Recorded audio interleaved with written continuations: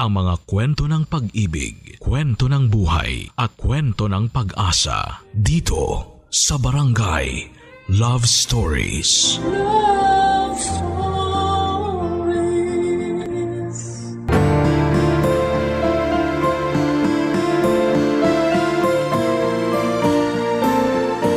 Lahat tayo ay kumakayod upang makamtan ang isang komportableng buhay. May ilan naman na nakakamtan ang maginhawang buhay nang hindi ito pinaghihirapan. Ikaw, kabarangay, kaya mo bang tanggapin ang komportable na buhay kahit na hindi mo ito pinaghirapan?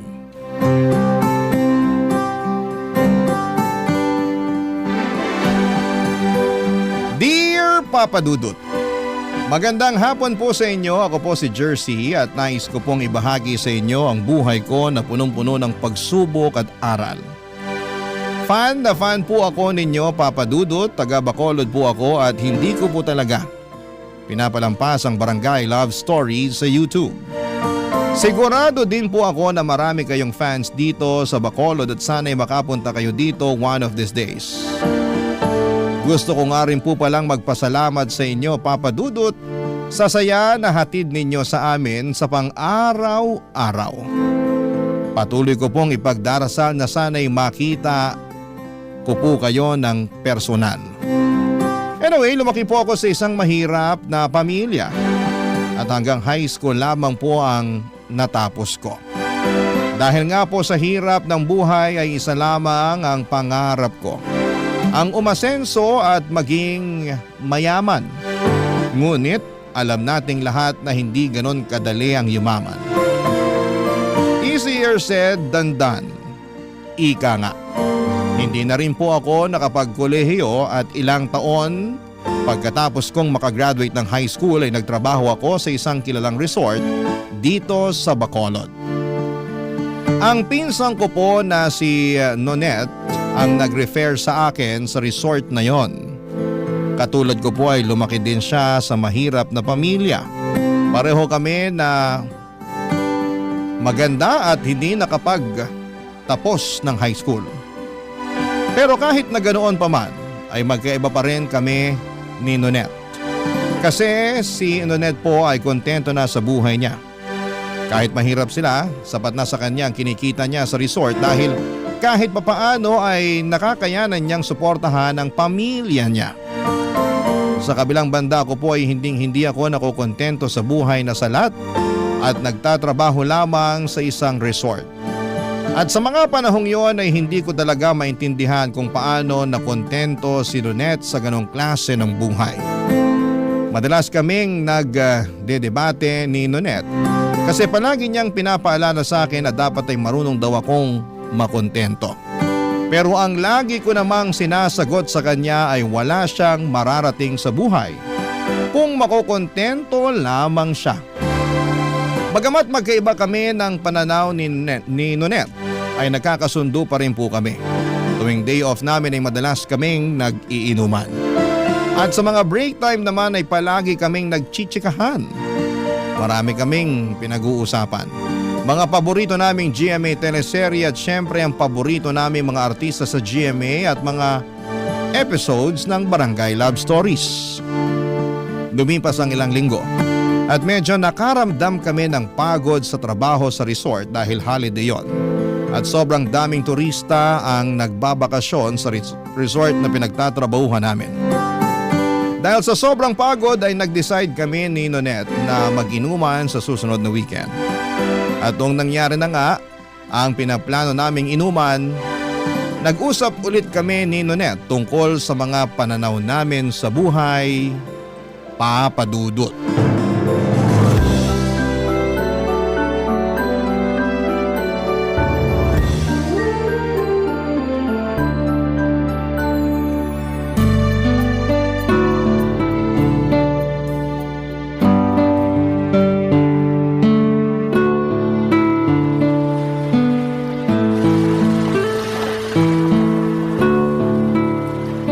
Hoy, Jersey! Ano ba naman yan? Uminom ka na nga!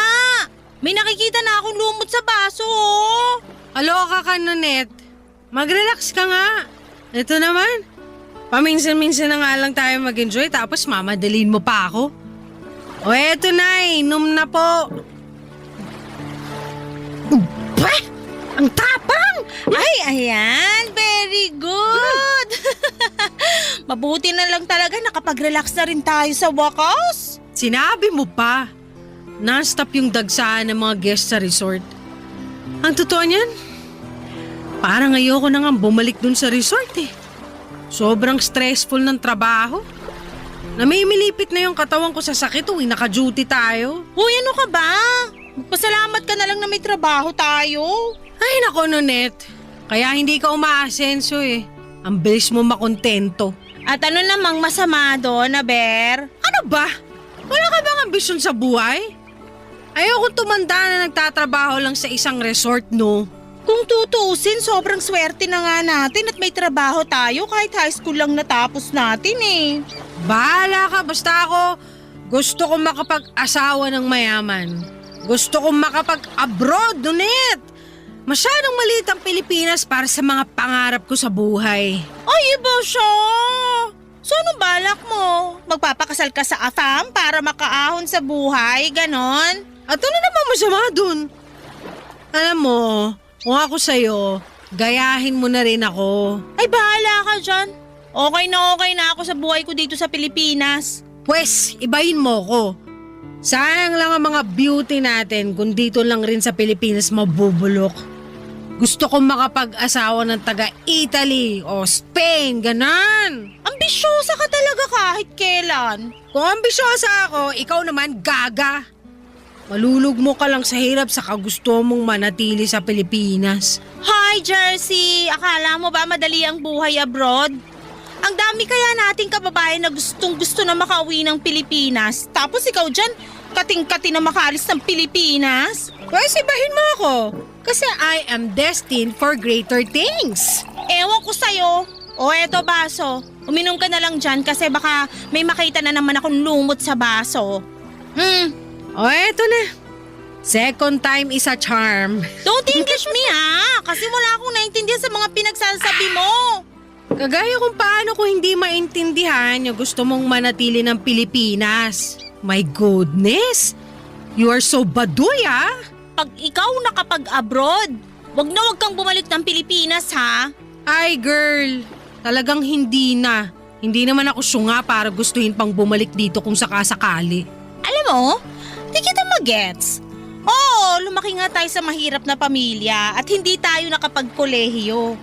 Pero kahit papano, swerte ka pa rin naman kasi mabait naman yung mga magulang mo sa'yo. Pero Nonet, ako nagpapaaral sa dalawa kong kapatid. Di ko rin kasi mag-gets tong sina mama at papa. Anak-anak, tapos salat na salat naman sa buhay. Yung tabas ng dila mo! Kaloka ka! Sigurado ako na masasaktan sina tito at tita kung sakaling marinig nila yan. Masisisi mo ba ako? Aminin mo, alam mo sa sarili mo na may point ako. Anyway, kung hindi ako kayang bigyan ng komportableng buhay ni na mama at papa, pues, ako na mismo ang kakamit nun para sa sarili ko. Ay, mukhang may balak ka So anong plano mo ngayon? Magde-dating site ako. Tumigil ka nga! Sayang lang sa oras yan. Kung ako sa'yo, pagbutihin na lang natin yung trabaho natin sa resort. Malay mo, balang araw ma-promote tayo, di ba? Whatever, manang.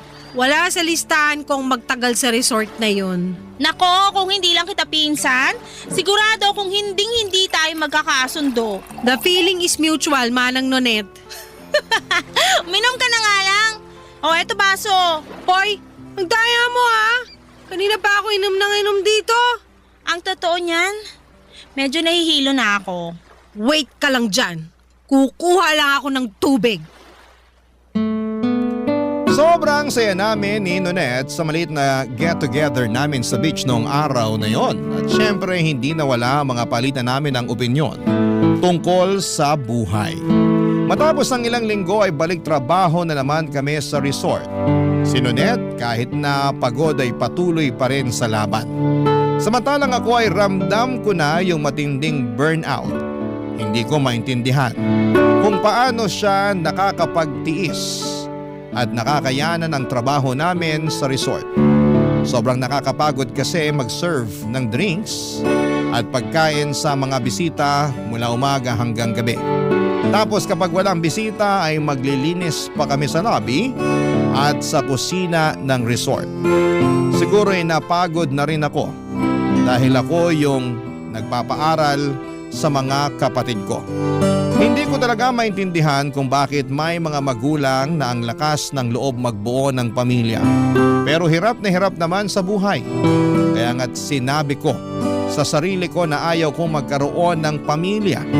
Ang gusto ko lang sa buhay ay ang guminhawa kasama ang mga taong mahal ko at syempre ayaw ko sa Pinoy. Gusto ko ng foreigner. Kasi alam ko na mas mataas ang value ng pera nila sa ibang bansa. Kaya malamang ay magiging sapat ang pera nila para buhayin ako. Simula pa lang ay hindi ko talaga naisip na magpakasal sa isang Pinoy kasi takot akong malugmok pa lalo sa hirap. Nang mga panahong yon, naramdaman ko na yung matinding burnout at lalong lumalakas yung desisyon ko na umalis ng Pilipinas. Sobrang hopeless rin yung paghahanap ko ng foreigner sa dating site. Kasi karamihan sa kanila ay nagpapadala lamang ng malaswang pictures. Grabe! Sobrang nanghinayang ako sa naging experience ko sa dating site. At mas lalo pa akong nalungkot kasi naisip ko na parang sa Pilipinas na ata ako maghihirap at mamamatay. Hanggang sa isang araw may AFAM na guest ang nag-check-in sa resort at hiningi pa yung Facebook account ko. Naisip ko na baka siya na ay yung magbibigay sa akin ng buhay na matagal ko nang pinapangarap. Hindi ko na kailangang magtrabaho pa para lamang mapag-aral ang mga kapatid ko. Na-imagine ko na yung klase ng buhay na makakamit ko kasama yung foreigner na yon. Yung buhay na hindi ko na kailangang mag-alala tungkol sa pera. Yung buhay na ang tanging problema ko na lamang ay kung gaano kalamig ang snow at kung ano ang susuotin ko. Noong naging malinaw na sa akin na may gusto sa akin yung foreigner namin na guest, parang hindi ko na kayang bitawan ang cellphone ko. Hindi kasi kami pwedeng makipag-usap ng matagal sa mga guest sa resort dahil baka magdudahan kami at mawalan pa ako ng trabaho. Kaya palihim akong nagchat-chat sa foreigner namin na bisita. Araw-araw niya akong sinasabihan ng maganda raw ako at deserve ko daw ang magandang love life. Bumibili pa siya ng tubig at juice sa lobby para lamang makita ako. At kasabay noon ay unti-unti na ring napapansin ni Nonette yung namamagitan sa amin ng foreigner.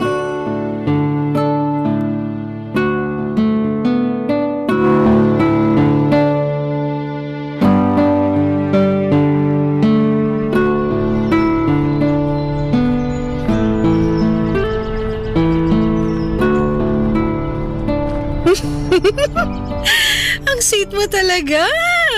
Sobrang gwapo mo pa. Ay, mahuhulog na ata yung panty ko sa'yo. Hoy, Jersey! Yung sahig sa kusina, ang dumi-dumi. Linisin mo na kaya. Patay tayo pag nakita ng boss natin yun. Ikaw nakaisip, di ba? Eh di ikaw ang gumawa. Kakaloka, utusan mo pa ako. Hoy, nilinis ko na yung 2 CR. At isa pa, ikaw ang naka-assign na maglinis ng kusina ngayon.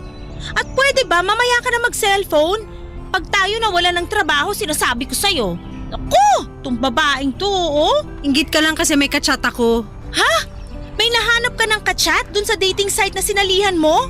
Hindi galing sa dating site to. Pero mas kabog. Halika rito. May bubulong ako sa'yo.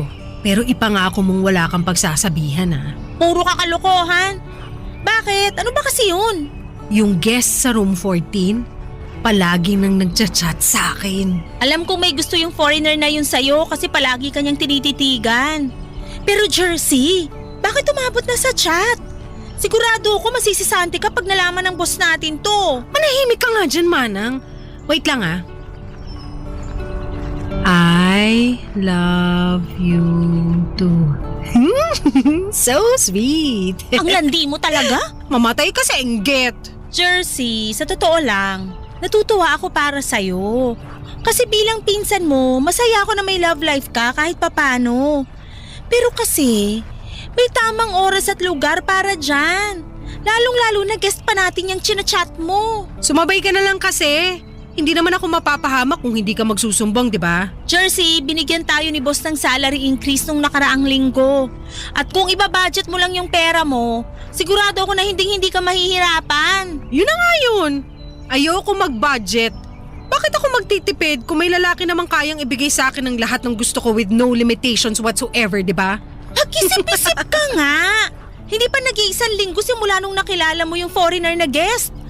Masaya ako na may nagpapakilig sa'yo, pero sana naman, kilalanin mo muna yung tao. Isa lang ang kailangan ko malaman, Nonet. At yun ay ang laman ng wallet niya. Ay, speaking of, alam mo ba na ang daming tig-1,000 sa wallet niya? Tapos ang dami-dami niyang credit card. Sus, may sinasabi ko sa'yo yung sinasahod natin sa isang buwan, parang isang oras niya lang ata kinikita. Ah, kaya naman pala kinikilig ka dyan. Kasi nakita mo na pala yung laman ng wallet niya. Hoy, aminin mo gwapo rin naman siya, di ba?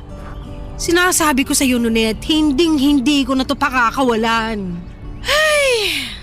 Wala ka na talagang ibang inisip kundi pera, ang magkaroon ng mayamang asawa at ang makapag-abroad.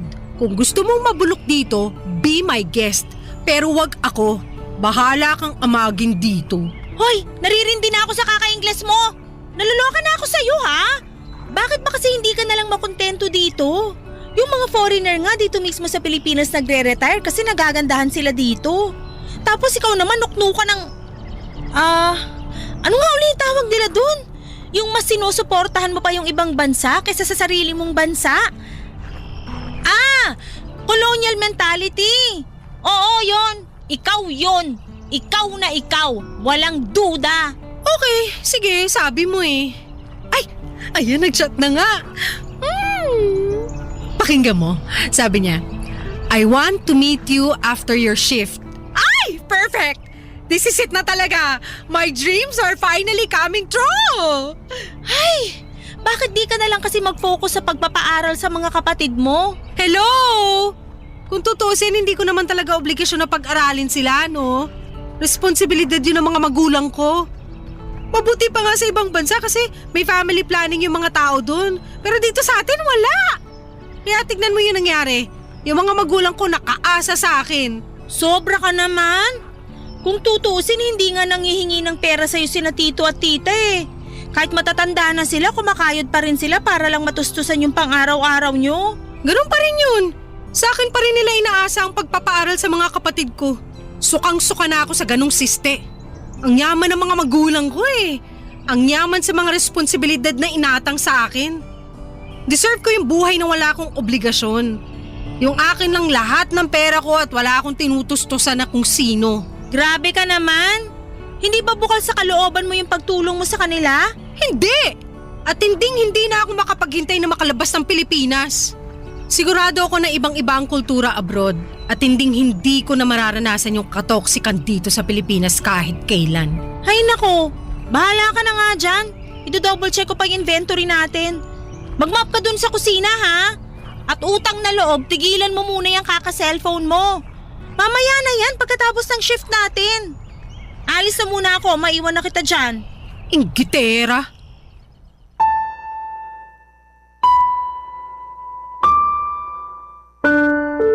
Papadudod pagkatapos ng shift ko ay nakipagkita ako ng palihim sa foreigner na guest namin sa resort. Sobrang guwapo niya, papadudot. Mukha siyang Hollywood actor, ang puti ng kutis niya at yung lips niya ay sobrang kissable. At noong gabing yon ay hinalikan niya ako at syempre sobra akong natuwa at ginusto ko ng labis yung halik na yon. At habang tumatagal, hindi ko na masyadong nakakabanding si Nonet kasi sobrang abala na ako sa foreigner. At dumating yung punto na naging kami na ni Afam. Nag-extend pa siya sa resort para lamang makasama ako at mas lubos niya akong makilala. Hindi ko na rin masyadong kinikwento kay Nonet yung mga nangyayari sa amin ng foreigner kasi parang kontrabida na siya. Tuwing nag-uusap kami ay puro siya duda at tanong tungkol sa Afam na boyfriend ko. At mas lalo pa kaming nag-aaway tuwing sinasabi niya na hindi ko pa raw kilala ang jowa ko. Feel ko noong mga panahong yon ay naiinggit lamang si Nonet sa akin. Kasi aasenso na ako sa buhay kasama ang aking afam na jowa. Habang siya ay single at abala sa trabaho namin sa resort. Makalipas ang ilang araw ay pinag-resign na ako ng foreigner sa resort na pinapasukan ko.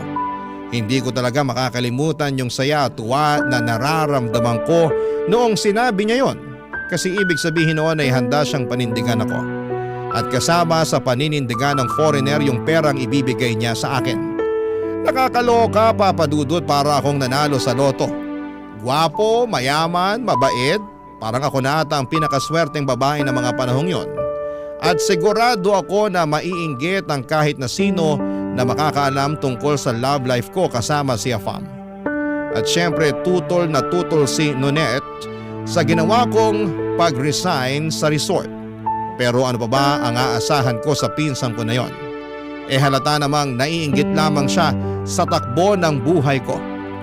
Tuluyan na ngang nag-check out si Afam sa resort at nag-rent siya ng condominium unit. Kaya naman nag-live-in na kami.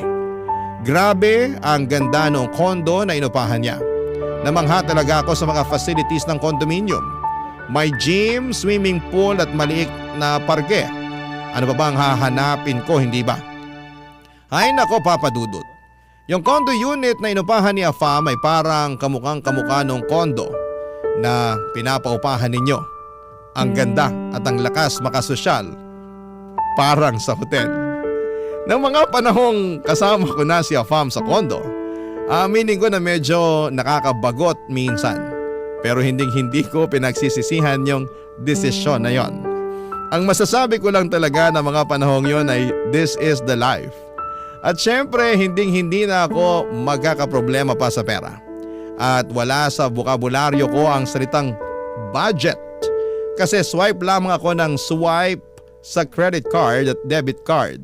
At sagot na ni Afam ang lahat ng luho ko ng mga panahong yon, Papa Dudut. Barangay Love Stories. Barangay Love Stories. Makalipas ang ilang linggo ay napag-alaman ko na ichinismis ako ng magaling kong pinsan sa mga magulang ko. Ikinuwento ni Nonette sa mga magulang ko na nag-resign na ako sa resort at tuluyan na akong nakipag-live-in kay Afam. Sa totoo lang ay medyo nagalit ako kay Nonette kasi sigurado akong manghihingi ng pera ang mga magulang ko dahil alam na nila na foreigner yung jowa ko. Ganyan naman kasi kadalasan sa atin, hindi ba? Kapag foreigner, ang tingin ng iba ay maraming pera. Kaya tinawagan ko si Nonette at pinagsabihan ko siya. Pero ang sabi niya sa akin ay nagwo-worry lamang daw siya sa akin kaya niya ikinuwento sa mga magulang ko yung mga tungkol sa pakikipagrelasyon ko at pakikipag-live-in kay Afam. Nainis na lamang ako at binabaan ko ng telepono si Nonette noong araw na yon. Lumipas ang ilang linggo at tumawag sa akin ang mga magulang ko at pinakiusapan ako na bayaran ko na raw yung tuition fee ng mga kapatid ko. Sa totoo lang ay naiinis din ako noong narinig ko yon. Kasi ang nasa isip ko na mga panahong yon ay baka abusuhin na ako ng mga magulang ko. Lalo na ngayon na alam nila na may kinakasama akong Afam. Nanindigan ako noong mga panahong yon at sinabi ko sa mga magulang ko na babayaran ko pa rin yung tuition fee ng mga kapatid ko. Pero hindi ko dadagdagan yung perang ibibigay ko. Kasi after all ay tuition fee lang naman yung pinagkasunduan namin in the first place. At sinabi ko rin sa mga magulang ko na once nakapagtapos na yung mga kapatid ko ng high school ay hindi na ako magpapadala para sa pangkolehiyo nila. Kasi hindi ko naman responsibilidad yon at pwede silang maging working student para nang sa ganon ay malaman din nila ang hirap at hindi madali ang kumita ng pera. At isa pa, responsibilidad ng mga magulang ko ang pag-aralin ng kanilang mga anak. Kaya sa tingin ko ay sapat na yung tumulong ako na makapagtapos sila ng high school. Actually, dapat pa nga ay magpasalamat ang mga kapatid ko sa akin. Kasi yung iba dyan ay hindi na nakakapag-aral at all. Makalipas nga ang ilang buwan ay nag-level up na ang relasyon ko with Afam, Papa Dudut. Gusto na niya akong dalhin abroad at doon na manirahan na kasama siya. Eto na yon. Yung matagal ko nang inaasam-asam. The moment I've been waiting for is finally coming true. Nagpakasal kami ni Afam dito sa Pinas sa isang huwes at nag-apply kami ng spousal visa. Pagkatapos ay napakahabang proseso ay naging successful naman ang lahat. At nakapag-book na kami ng ticket para makaluwas na papunta sa abroad. 4 days bago kami nakaschedule umalis ng Pilipinas, tinawagan ko si Nonet at niyaya ko siyang pumunta sa isang bar para sa isang maliit na celebration o konting inuman. At fortunately ay pumayag si Nonet na makipagkita sa akin noon, Papa Dudut.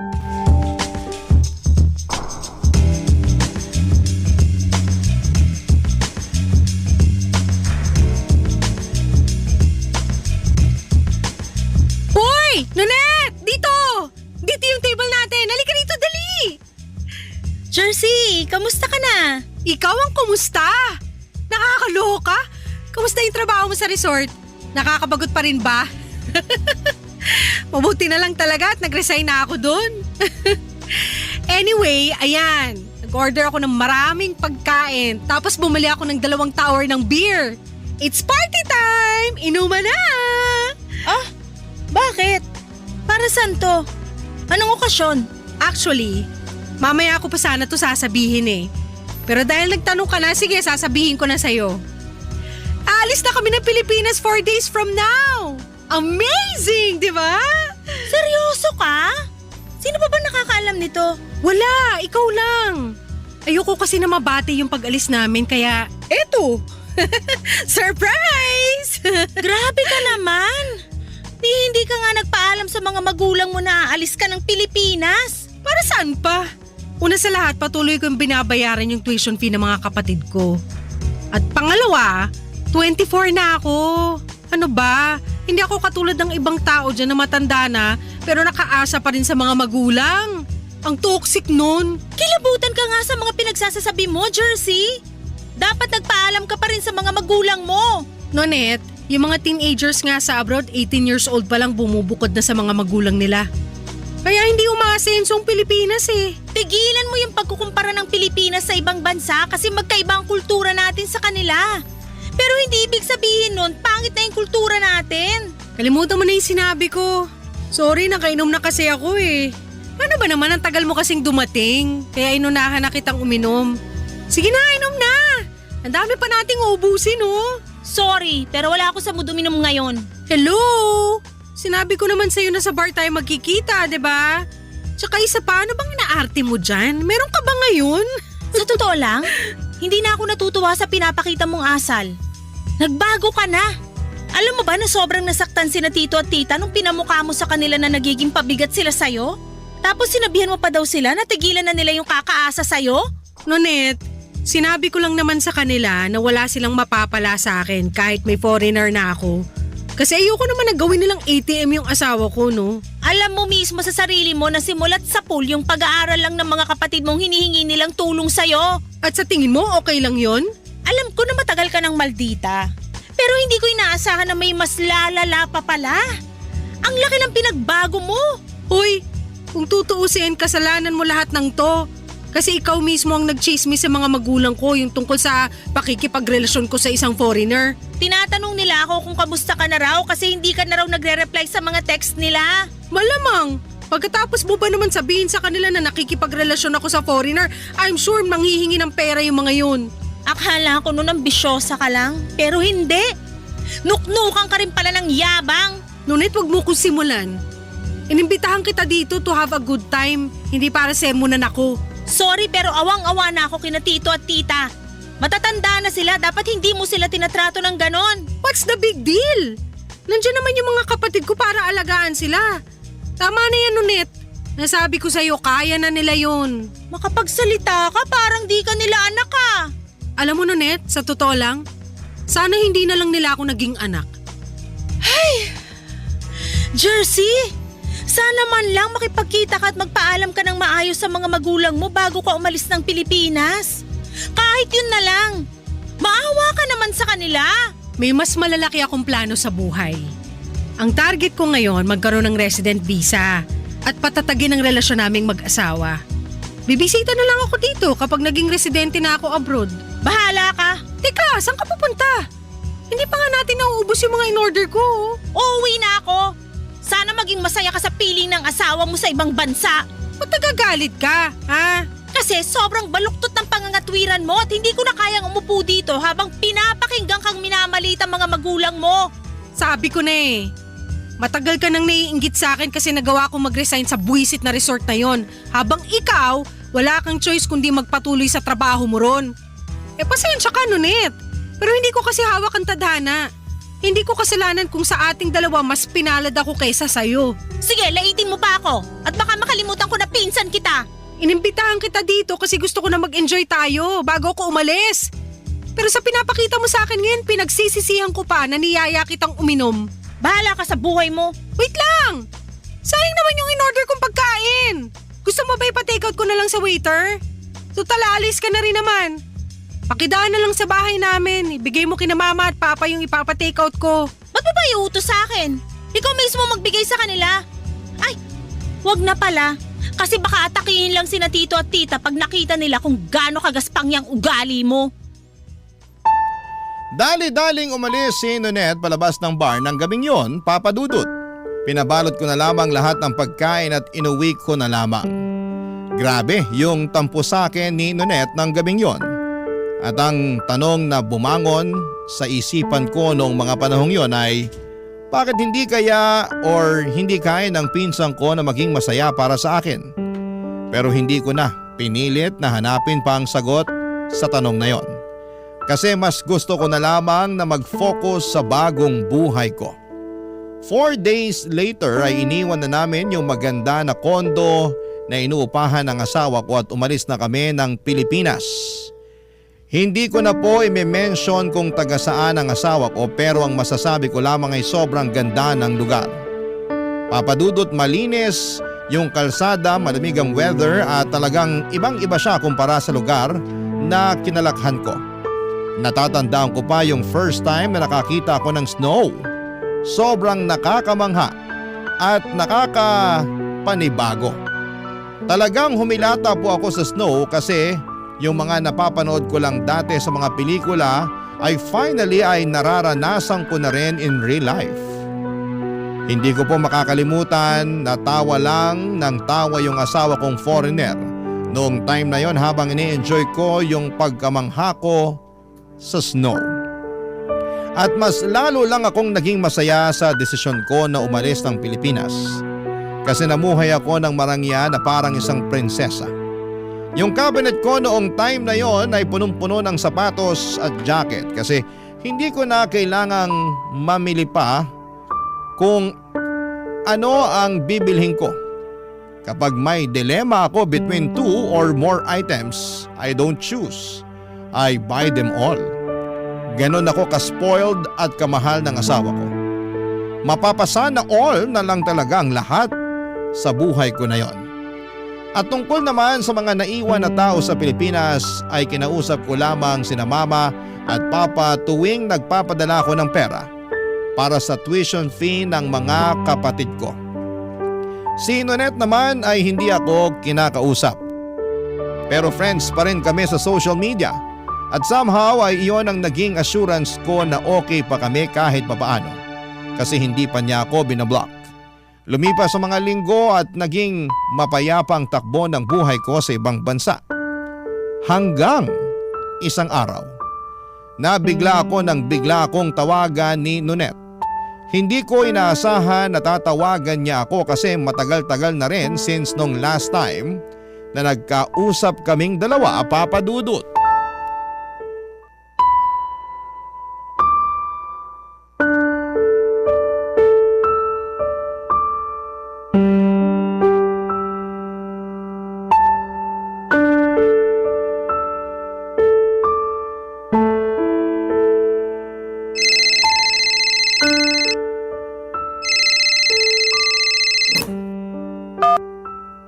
Hello?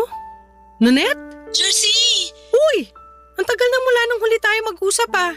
Balita sa'yo. Jersey, I'm sorry kung ngayon lang ako nakatawag sa'yo pero Uy, okay ka lang ba? Anong problema? yung mama mo kasi… Tungkol ba to sa tuition fee ng kapatid ko? Huwag ka mag-alala, nakapagpadala na ako sa kanya last week.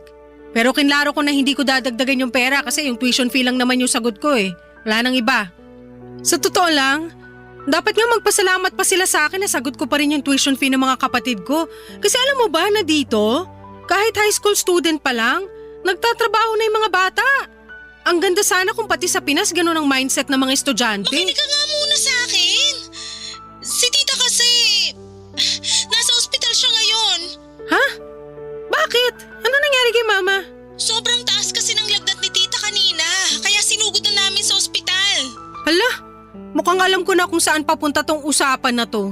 Nasa labas ako ngayon ng hospital room ni tita. Pero papasok na ako sa loob para makausap mo siya. Yan ang wag mong gagawin. I'm sure nagpapahinga na yung si mama, hayaan mo na muna. At nga pala, Jersey. Ay naku, pustahan tayo, alam na alam ko na yung sasabihin mo. Pero sige, hayaan kita magsalita. Ano yan? Sa susunod na linggo pa kasi yung sahod ko. Tapos sina tito at tita wala ring pera kasi kakabili lang nila ng grocery nung isang araw para sa mga kapatid mo. Jersey, walang-wala kami ngayon at kailangan namin ng pambayad sa ospital. Ano ba naman yan, Nunet? Mataas na lagnat lang yun. Bakit nyo kinailangan dalhin si mama sa ospital? Mas mabuti na yung sigurado. Tapos ngayon ako tong kinukulit nyo. Ewan ko ba? FYI lang hindi porket nakatira ako abroad, ibig sabihin nun pinupulot ko na lang ang pera. Utang na loob! Yung mama mo ang pinag-uusapan natin dito. Ganun na ba katigas ang puso mo para pag-isipan mo kami ng masama? Hindi mo ako masisisi kasi yan naman talaga yung gawain ng mga kamag-anak na naiiwan sa Pilipinas, diba? Yung manghingi ng pera sa kamag-anak nila na nagtatrabaho abroad at yung humilata na lang habang nag-aantay ng pasalubong. Naririnig mo ba ang sarili mo? Nakapag-abroad at nakapag-asawa ka lang ng foreigner, nagkakaganyan ka na? Sabihin mo na kung anong gusto mong sabihin pero hindi mo may tatanggi na may point yung pinagsasasabi ko. Siguro kung nandito ka lang sa Pilipinas, kanina pa kita sinampal. Subukan mo at ihilahin ko yung buhok mo hanggang sa makalbo ka. Wala ka ng pag-asa. Sarili mong mga magulang pinagsasalitaan mo ng ganyan. Pinaako lang sa'yo yung pag-aaral ng mga kapatid mo, nagkakaganyan ka na? Mismo! Pinaako! Pinaako sa akin ng isang bagay na hindi naman dapat pinaako sa akin in the first place. Ano ako, retirement fund para sa mga kapos? Hindi ko na-enjoy yung buhay ko ng lubusan kasi kinailangan ko silang tulungan. Kinailangan ko magtrabaho agad pag graduate ko ng high school para matustusan ng pag-aaral ng mga kapatid ko. Yung mga magulang ko makaprecho rin kasi. Hikahus na nga kami. Gusto sa private school pa magtapos mga kapatid ko. Napakawalang kwenta talaga ng mindset na yon. O tapos ngayon na nakabangon na ako sa buhay, oras na para bumawi ako sa sarili ko. Hindi mo man lang ba naisip na kahit matanda na yung mga magulang mo, nagtatrabaho pa rin naman sila? Kaya na nga nilaglat si tita dahil sa sobrang pagod. Resulta yan ng pangit na family planning. At isa pa, lumaki ako na hindi nakakaranas na makonfine sa ospital kahit may sakit ako. So, Ayoko na makipag-diskusyon pa sa'yo. Sumasakit lang yung dibdib ko tuwing naririnig ko yung mga pinagsasasabi mo. Halatang halata na hindi ka na magbabago. Pero huwag kang mag-alala. Ako na bahala kay tita. Maghahanap na lang ako ng paraan para mabayaran yung bill namin sa ospital. Hindi na kami hihingi ng kahit anumang tulong na galing sa'yo. Sana lang talaga hindi ka gambalain ang konsensya mo. Sarili mong nanay ayaw mong tulungan. Ibang klase ka rin naman. maniwala ka sa akin, makakatulog ako ng mahimbing sa gabi kasi namumuhay ako ng payapa dito na walang inaabalang tao, Nunet.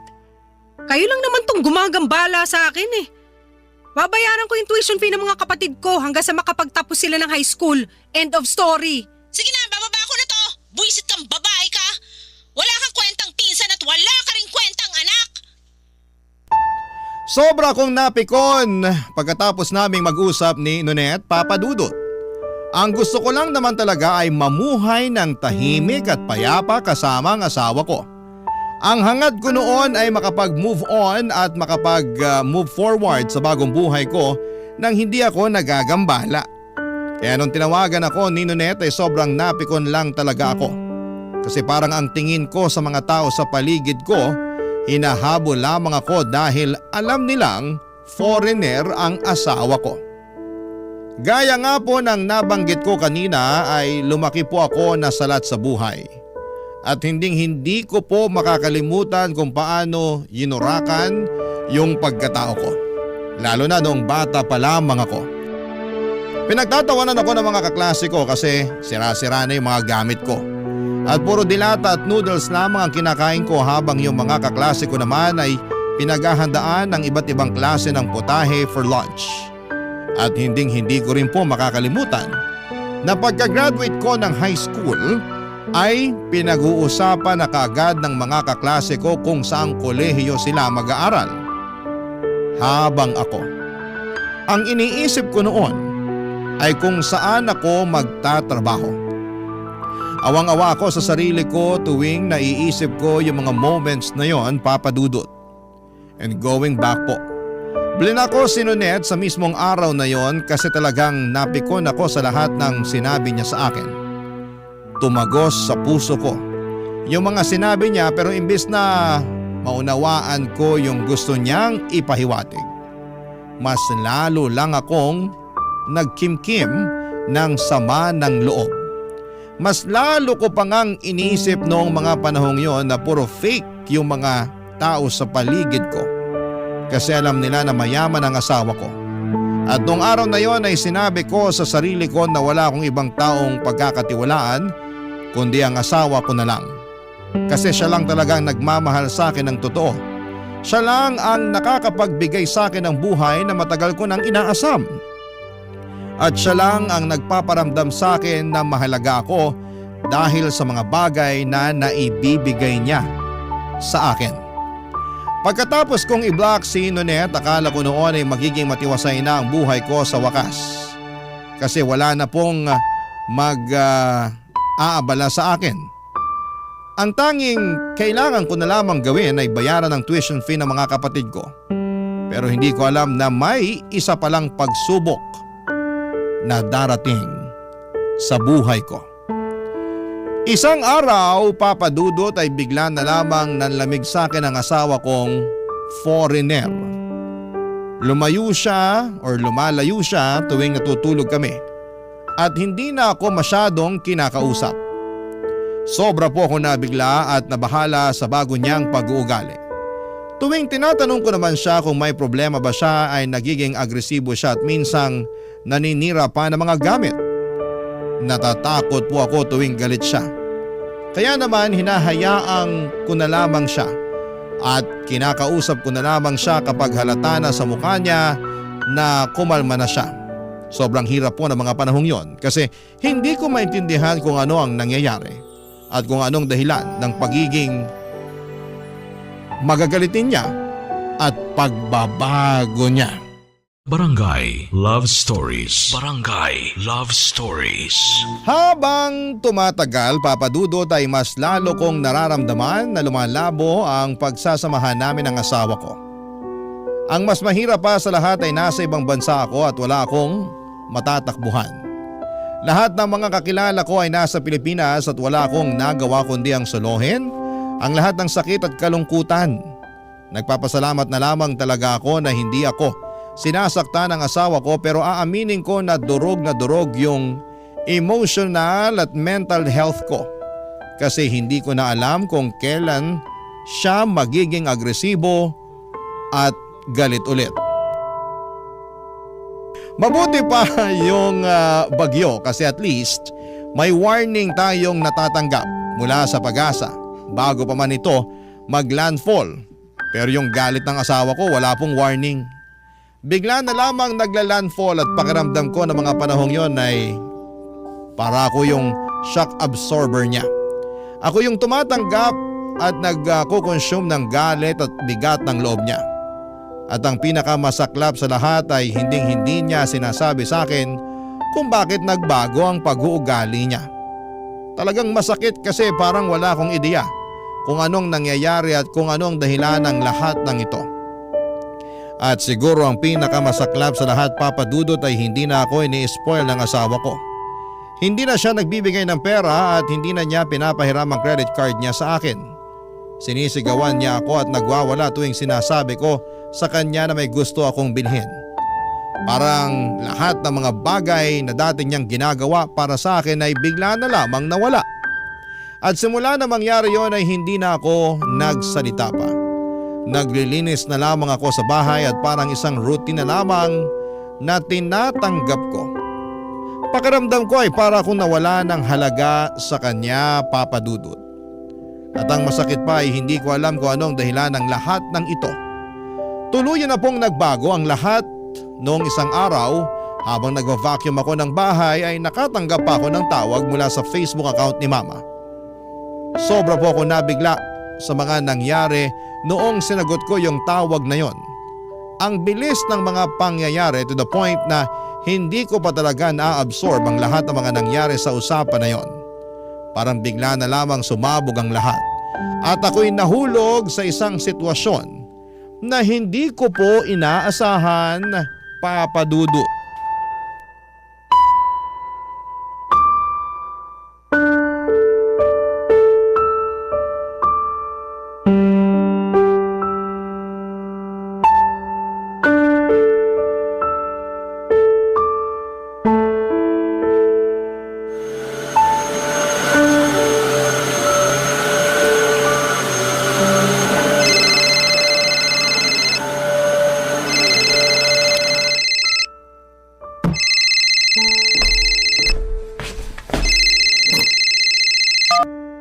Hello? Ma? Jersey! Teka lang, sino to? Jersey! Sino neto? Nonet! Bakit nasa yung cellphone ni Mama? At bakit ka naman napatawag? Ano na naman ang kailangan mo sa akin? Wala akong kailangan sa'yo! So bakit ka nga napatawag? The last time I check, hindi tayo bate. At bakit mo pinakikialaman yung cellphone ni Mama, ha? Umuwi ka na nga, Nonet. Akala mo ba hindi ko napapansin na palagi mo nang kasama sina Mama at Papa? Masyado kang bida-bida eh. Makinig ka muna sa akin! Oras kong sinasayang mo. Magsalita ka na. Jersey! Si tita kasi...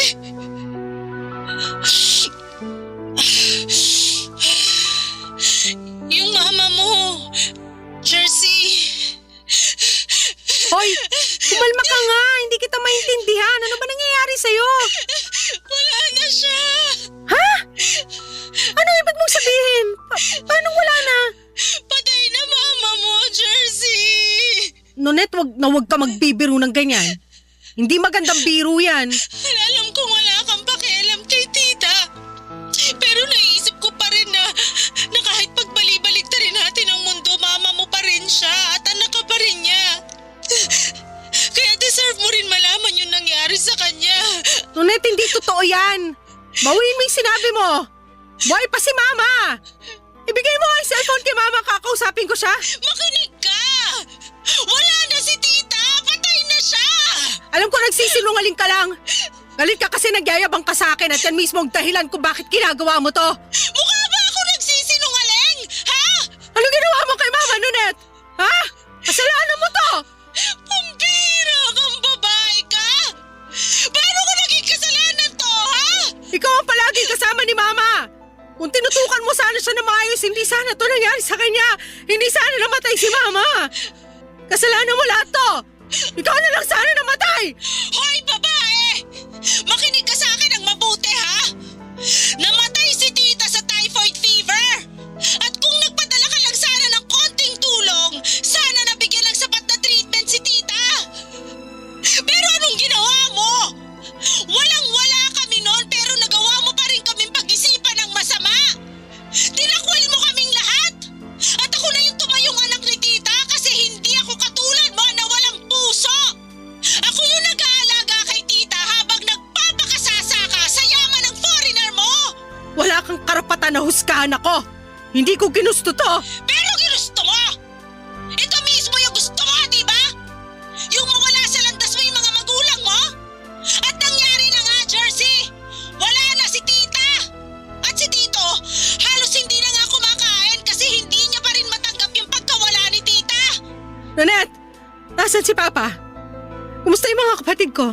Galit na galit silang lahat sa'yo. Ang totoo niyan, galit rin ako sa'yo eh. Pero deserve mo rin naman malaman yung nangyari sa mama mo. Bakit niyo ba ako sinisisi? Sobrang unfair niyo naman. Gusto ko lang naman magbagong buhay, yun lang. Malinis ang konsensya ko. Wala akong ginawa sa inyo para isisi nyo sa akin yung pagkamatay ni Mama. Mismo! Wala kang ginawa! Wala kang ginawa para iligtas yung sarili mong ina! Hindi ako nagkulang ng paalala sa'yo! Kahit na alam kong simulat sa pulpa lang, kinamumuhian mo yung pamilya mo! Tinawagan pa rin kita para ipaalam sa'yo yung mga nangyayari sa kanila dito! Pero ikaw lang naman tong walang puso na pilit pinuputol yung ugnayan mo sa kanila! Nonette, hindi mo ako masisisi. Natakot ako eh. Ayaw ko lang maramdaman yung pakiramdam na ginagamit ako dahil lang may kaya yung asawa ko. Buwisit na dahilan yan! Oo, Jersey, lumaki kayo sa hirap!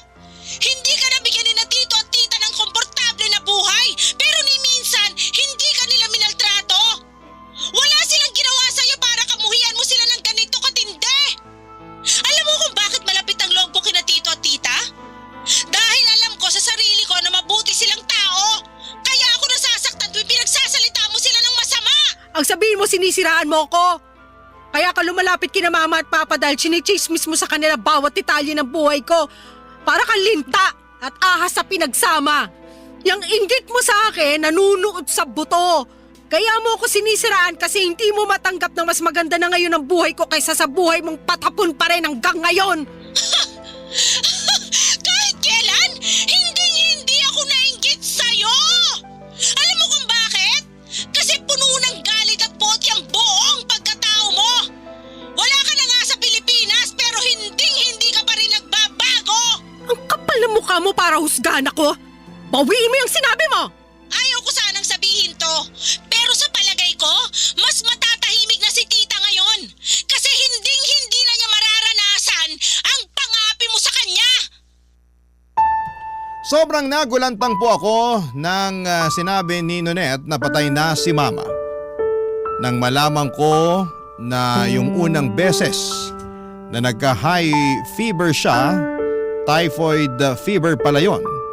Isang sakit na nakamamatay na madalas ay hindi agad natutukoy. Doon ko na na-realize na parang ako yung may kasalanan. Pero ayokong aminin noon kaya lahat ng sisi ay ipinasa ko po kay Nonette. Pero habang tumatagal ay naisip ko na naging sakim at madamot ako. At yun ang isa sa mga dahilan kung bakit hindi nabigyan ng tamang treatment si Mama. Sobrang lungkot ko po noon at gusto ko sanang makadalaw sa Pinas. Pero wala akong pera at may hindi rin kami pagkakaintindihan ng asawa ko. Alam ko na magagalit siya kapag nalaman niyang nagbabalak akong umuwi, kaya nagtiis na lamang muna ako at hindi na ako nakadalo sa libing ni Mama. At si Nonette at Papa na lamang ang gumawa ng paraan para maitawid ng maayos ang burol ni Mama. At dahil nga hindi na ako binibigyan ng asawa ko ng pera, ay hindi ko rin nakayanan na magpadala para sa libing ni Mama. Lumipas ang mga gabi, Papa Dudut, at nagtuloy-tuloy ang mga bangungot ko. Lahat ng nightmares ko, isang tao lang ang palaging laman, si Mama. Ang pinaka nakakatakot siguro ay yung nakita ko ang mukha ni Mama na puno ng dugo habang sinasakal niya ako at humihingi ng tulong. Hindi ko na kinaya kasi tumagal-tagal na yung mga ganong panaginip ko at pati konsensya ko ay binabagabag na ako. Kaya't ikinuwento ko na sa asawa ko lahat ng mga nangyari kay Mama at nagbabaka sakali akong bibigyan niya ako ng pera para makadalaw ako ng Pinas. Ang akala ko talaga ay dadamayan at maintindihan ako ng asawa ko. Pero imbes na damayan ako, sinampal niya ako at muling nagwala. Galit na galit siya. Sabi niya isawang-sawa na raw siya sa pagwawaldas ko ng pera niya mula pa noong umpisa. Ibinulgar din niya ang dahilan kung bakit nagbago ang ugali niya ay dahil nalugi na raw ang negosyo niya at kamakailan lang ay nag-file na siya ng bankruptcy. Na-overwhelmed daw siya dahil mawala na sa kanyang negosyong or nawala na ang negosyong pinaghirapan niya ng ilang taon. Pero hindi ako nakapagpigil, Papa Dudut. Sumabat ako at sinabi ko sa kanya na hindi sapat na dahilan yon para maltratuhin niya ako. Mas lalo siyang nagwala at doon ko naramdaman na wala ng pag-asa ang relasyon namin.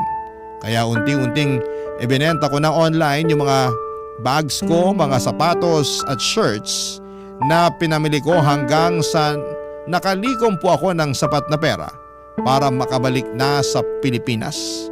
Tinakasan ko ang asawa ko at umuwi na ako sa amin. Noong nakarating ako sa amin ay itinakwil ako ni Papa at ng mga kapatid ko. Ako pa rin ang patuloy nilang sinisisi sa pagkamatay ni Mama. Wala na akong trabaho noon at wala na akong ibang malapitan kaya naman nag-decide ako na mag-apply muli sa resort kung saan ako dati nagtatrabaho. At agad akong natanggap. Pero iba na ang takbo ng lahat. Kasi si Nonet na pala ang naging manager habang ako ay bumalik sa pagiging all-around staff. Sobrang bagsak na bagsak ang pride ko ng mga panahong yon. Lumipas ang mga buwan at hindi ko na kinaya ang mga pangyayari sa buhay ko.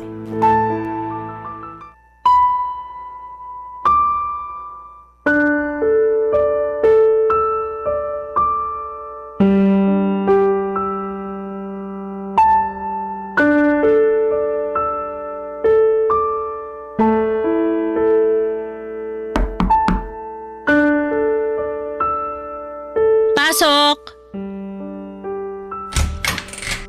Oh, Jersey, ano kailangan mo? Nanette, ito na nga pala yung resignation letter ko. Oh, Sandali lang. Bakit ka naman magre-resign? Napapasahod ka naman namin na maayos At isa pa, kulang tayo sa staff ngayon. nakahanap na kasi ako ng bagong trabaho. May hindi kasi nasabi sa akin. Anong totoong dahilan? Ba't biglaan tong resignation mo? Nakahanap na nga kasi ako ng bagong trabaho. Yung totoo, Jersey. Gusto mong malaman kung bakit ako magre-resign, ha? Hindi kasi katanggap-tanggap para sa akin na manager ka na habang ako, ganun pa rin yung posisyon ko dito. Naglilinis, nagsuserve. Ayoko yung pakiramdam na pinagmamastan mo ko habang ginagawa ko yung mga trabahong sabay pa nating ginagawa dati. Nabubwisit ako tuwing nakikita kita araw-araw at ilang buwan kong tinis yun. Pero hindi ko na talaga kaya. Teka nga lang. Kung makapagsalita ka, bakit parang ako yung sinisisi mo? Hindi ko naman kasalanan kung ba't dito ka uli sa resort nag-apply Kaya nga ako alis, di ba? Siguro ang saya-saya mo na nakikita akong lugmok na lugmok sa hirap habang tinatamasa mo yung mga benepisyo ng pagiging manager. Ay, sandali lang naman, Jersey. Hindi ko kasalanan kung nag-resign ka dati. Hindi ko kasalanan kung hindi ka na kontento sa sinasahod mo dito sa resort. At hindi ko rin kasalanan kung hinila ka pababa ng kasakiman mo. Sige! Ipagduldulan mo pa! Ano pa, Net? Ni isang malaking fail yung pagpapakasal ko at pagpunta ko abroad? Na hanggang ngayon wala na akong matakbuhang pamilya dahil kinasusuklaman na nila ako? Napatuloy ako nagtitiis sa kakarampot na sahod habang ikaw tiba-tiba ka sa natatanggap mo tuwing kinsenas? Ano pa, ha? Magsalita ka! Hindi ako nagkulang ng paalala sa'yo. Simulat sa pool pa lang, palagi ko nang sinasabi sa'yo na pagbutihin mo na lang yung trabaho mo, imbis na umasa ka sa foreigner para magkaroon ng maginhawa na buhay. Pero hindi ka nakinig sa akin. At higit sa lahat, nagbulag-bulagan ako sa lahat ng pang-iinsulto mo sa akin. Eh di ikaw na! Ikaw na yung madiskarte! Ikaw na yung masipag! Ikaw na yung magaling! Ikaw na lahat! Ang galing mo, Nunet! Ang galing-galing mo! Panalo ka na, champion! Alam mo, hindi naman sana issue yung pagkakaroon mo ng foreigner eh. Hindi sana naging issue yung pag-abroad mo kung naging humble ka lang sana. Pero wala, pinamukha mo sa amin na ikaw tong mas nakaaangat dahil nagkaroon ka lang ng asawa na foreigner. Tingnan mo nga naman, who would have thought na malulugi pala ang negosyo ng asawa mo? Sandali lang.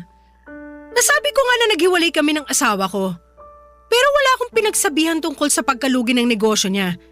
Saan mo nalaman yan, ha? Paano mo nalaman? Sinearch ko online yung pangalan ng asawa mo at kalat na kalat sa internet kung paano nalugmok ang negosyo niya dahil pinangsugal at pinambisyo niya lang yung majority ng income niya.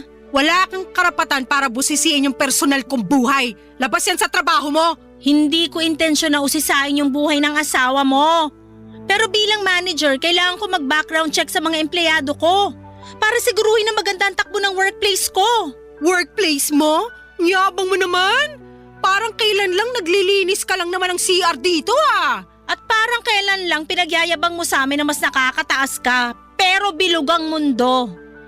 Pero anyway, aaminin ko na kulang talaga kami sa staff ngayon at kailangan ka namin dito. I'm sorry kung nasasaktan ko na yung feelings mo ngayon. Buti naman at alam mo. Sorry talaga, nadala lang ako ng emosyon ko. Siguro kasi hanggang ngayon naalala ko pa rin kung paano mo ako pinag-isipan at pinagsalitaan ng masama. Pero Jersey, alang-alang na lang sa resort, maging professional na lang tayo sa isa't isa, please. Kung gusto mo, pwede ko rin dagdagan yung sahod mo para magstay ka lang. Magpapatawa ka ba? Anong tingin mo sa akin, Charity? Huwag mo naman sanang masamain. Ako na nga itong nakikiusap sa'yo na magstay eh. Gusto kong pangalagaan ang posisyon ko as manager. At isa sa paraan para magawa ko yun, pangalagaan din ng staff ko.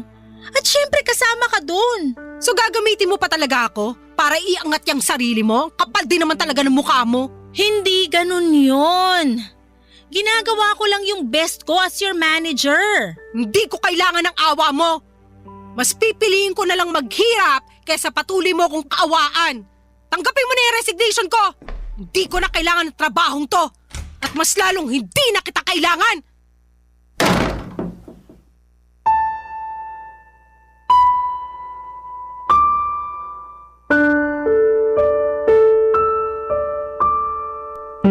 Papadudot, awang-awa ako sa sarili ko noong araw na yon. Parang hindi ko matanggap na ang posisyon ko ngayon ay under sa management ng isang tao na dati ko pang minamaliit. At ang pinakamasakit ay ayaw na ayaw ko na nararamdaman kong kinakawawa ko. Siguro ay marami sa atin ang ayaw na makaramdam ng ganitong klase ng emosyon, hindi ba? Kaya siguro nagbitaw ako ng mga maanghang na salita kay Nonette noong nag-resign ako kasi sobrang naapektuhan yung pride ko. Pero mapaglaro ang tadhana, Papadudot, kasi hanggang ngayon, pakiramdam ko ay nasa ilalim pa rin ako ng gulong. Ayoko pong sabihin kung anong trabaho ko ngayon, baka mabash po ako ng mga kabarangay natin, pero sabihin na lang po natin na mas mababa na ang posisyon ko at ang sahod ko kumpara noong nasa resort po ako nagtatrabaho. Grabe po yung naging experience ko sa buhay. Para siyang roller coaster, mabilis at nakakahilo. Pero sa ngayon ay mas natutunan ko ng pahalagahan yung maliit na bagay. Hanggang ngayon ay naaalala ko pa yung takot at trauma tuwing nagagalit at nagwawala ang dati kong asawa na Afam. Hindi man ako mayaman ngayon pero at least wala na akong kinakatakutan at mas malaya na akong nakagagalaw. Sa ngayon po ay naghahanap ako ng murang abogado kasi bala ko nang ipaanal ang kasal namin para makapagsimula ulit ng panibagong buhay. Sa totoo lang ay hindi ko po alam kung saan ko huhugutin ang perang kinakailangan ko. Pero pagsisikapan ko po yun. Wala na po akong contact sa ex-husband ko pero friends kami sa Facebook at nakita ko na may bago na siyang partner. Sa totoo lang ay gusto ko na sanang i-chat yung babae niya para bigyan siya ng warning tungkol sa ex ko pero pinipilit ko na lamang na mag-move on. Itong bahagi lang po ng buhay ko ang nais kong i-share sa inyo, Papadudot. Maraming salamat po sa pakikinig at makakaasa po kayo na susulat ako sa inyong muli. Ang inyong forever kapuso at kabarangay, Jersey. Barangay Love Stories. Barangay Love Stories. Ano ang masasabi mo sa ating Barangay Love Stories today? Abangan namin ang sagot mo sa comment section. Nagustuhan ng iyong napakinggan? Ituloy yan via live stream sa www.gmanetwork.com/radio.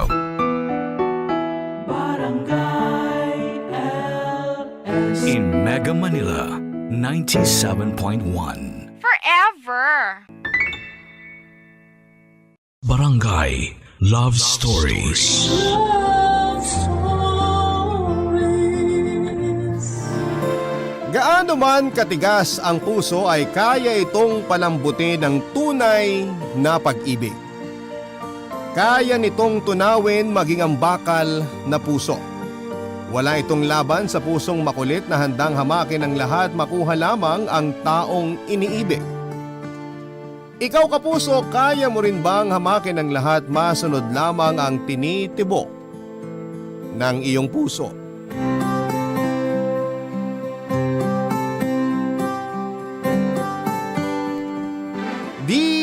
Papa Dudut.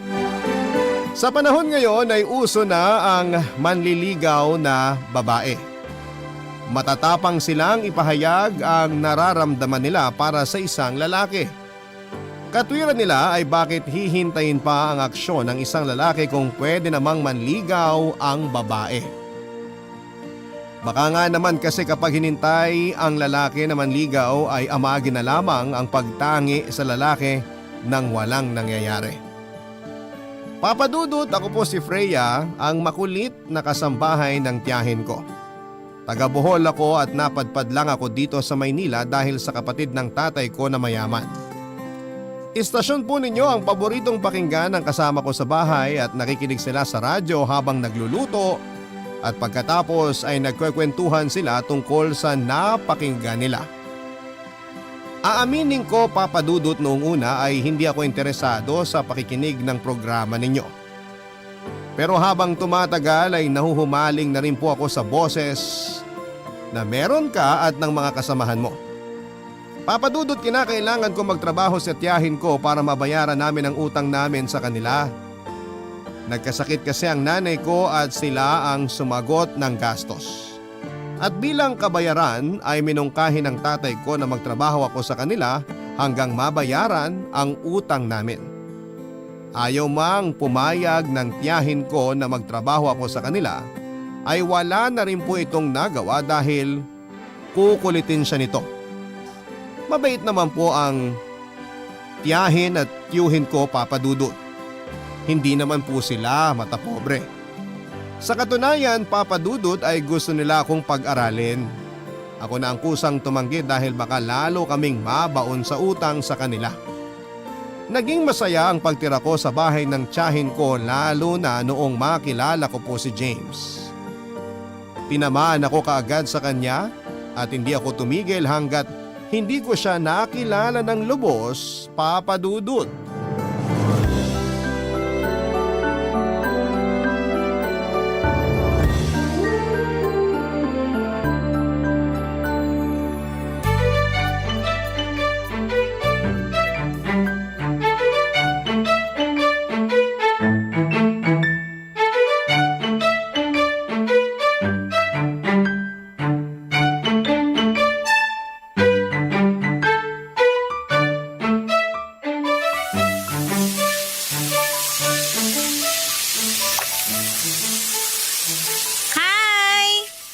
May kailangan ka? Wala naman akong kailangan. Bago lang kasi ako dito, mga 2 buwan na siguro. Oh, tapos? Pwede ba kitang makilala? Mas maganda kasi sa magkakapit-bahay kung magkakakilala sila, di ba? Ikaw ba may-ari ng bahay? Hindi, yung tiyahin ko.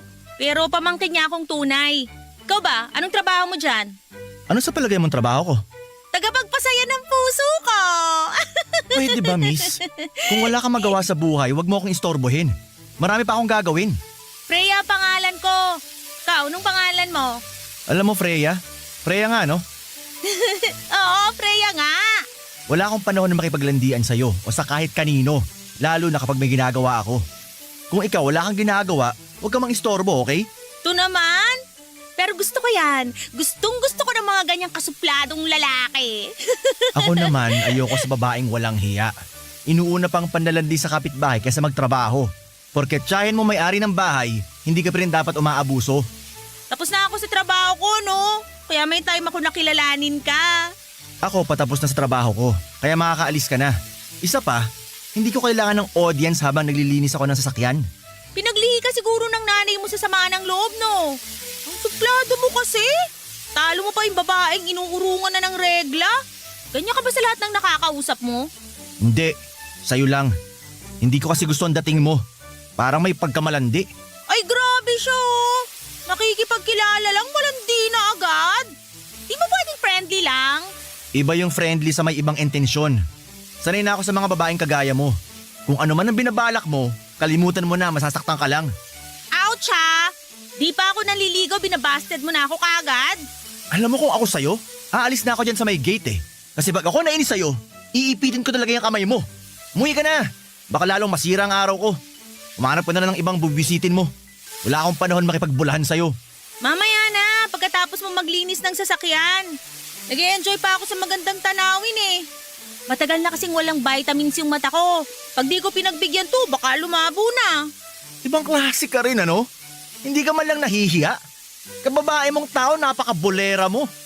Alam mo bang minus points sa mga lalaki ang ganyang klase ng babae? Wala akong pakialam. Sanay din naman ako ng 0 sa math, kaya okay lang na mag-minus-minus ka dyan. Kahit divide mo pa, wala akong pake. Ay, ewan ko sa'yo. Tumabi ka dyan sa gate, isasara ko na. Okay, sige. Pero dadalawin uli kita bukas ha. Bye, Pogi! Bahala ka sa buhay mo.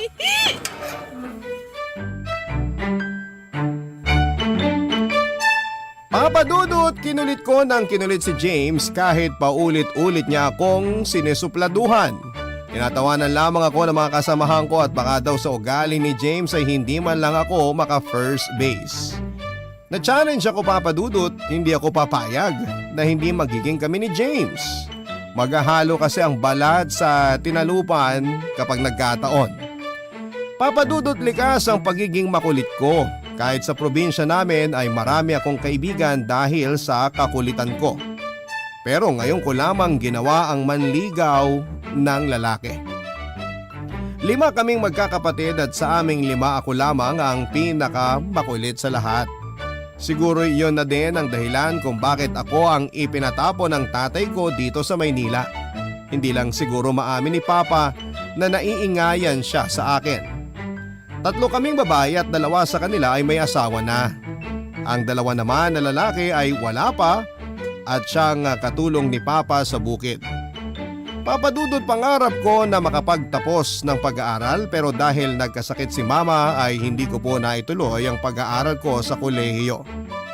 Nabaong kami sa utang. Kaya pati kapatid ko ay halos matigil din sa pag-aaral. Noong umalis ako sa amin ay pinangako ko sa sarili ko na pagtatapusin ko ang mga kapatid ko sa pag-aaral. Hindi ako magbo-boyfriend hanggat hindi sila nakakatapos. Pero noong nakilala ko po si James ay parang biglang mababali ang pangako ko sa sarili ko. Tinamaan kasi ng pana ni Cupido ang lintik na puso ko.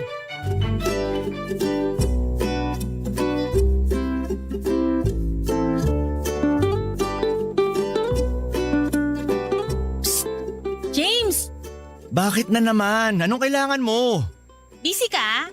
Oo, hindi mo ba nakikita? Busy ka saan? Sa pag-upo at pakikipag-chat? Ano bang pakialam mo kung nakikipag-chat ako? Wala. Wala naman pala eh. Kung balak mong mambuwisit, wag ngayon ha. Baka mamaya makita ko ng amo ko, akala naglalakwatsa ako sa trabaho. Ito naman, napakasuplado. Usap naman tayo. Wala ka bang gagawin? Ang aga-aga nang buburaot ka. Hindi ka pa nga ata nakaka-toothbrush, nandito ka na. O hindi nakatoothbrush na ako. Kung gusto mo, ikis mo pa ako eh. Pwede ba? Mangilabot ka nga. Kababaeng tao nito. Umuwi ka na. Baka hinahanap ka na ng amo mo, pati ako madami sa kalokohan mo. Bengin muna ng number mo. Hindi na oy. Baka mamaya lalo ako mawalan ng katahimikan. Pag pati number ko binigay ko sa'yo. Umuwi ka na. Doon ka man buraot sa inyo. Ayos parang pusa lang na tinataboy. Sige na, pengin ang number mo. Ang kulit Ayoko nga, umuwi ka na. Alam mo, kakaganyan mo. Pag ako nag-migrate sa US, mamimiss mo ko. Talaga? Magmamigrate ka sa US? Ang galing Pakibilisan ang pagproseso ng papel mo para mapabilis ang alis mo dito. Talaga bang di mo ako gusto? Kasi ako, gustong gusto kita, promise.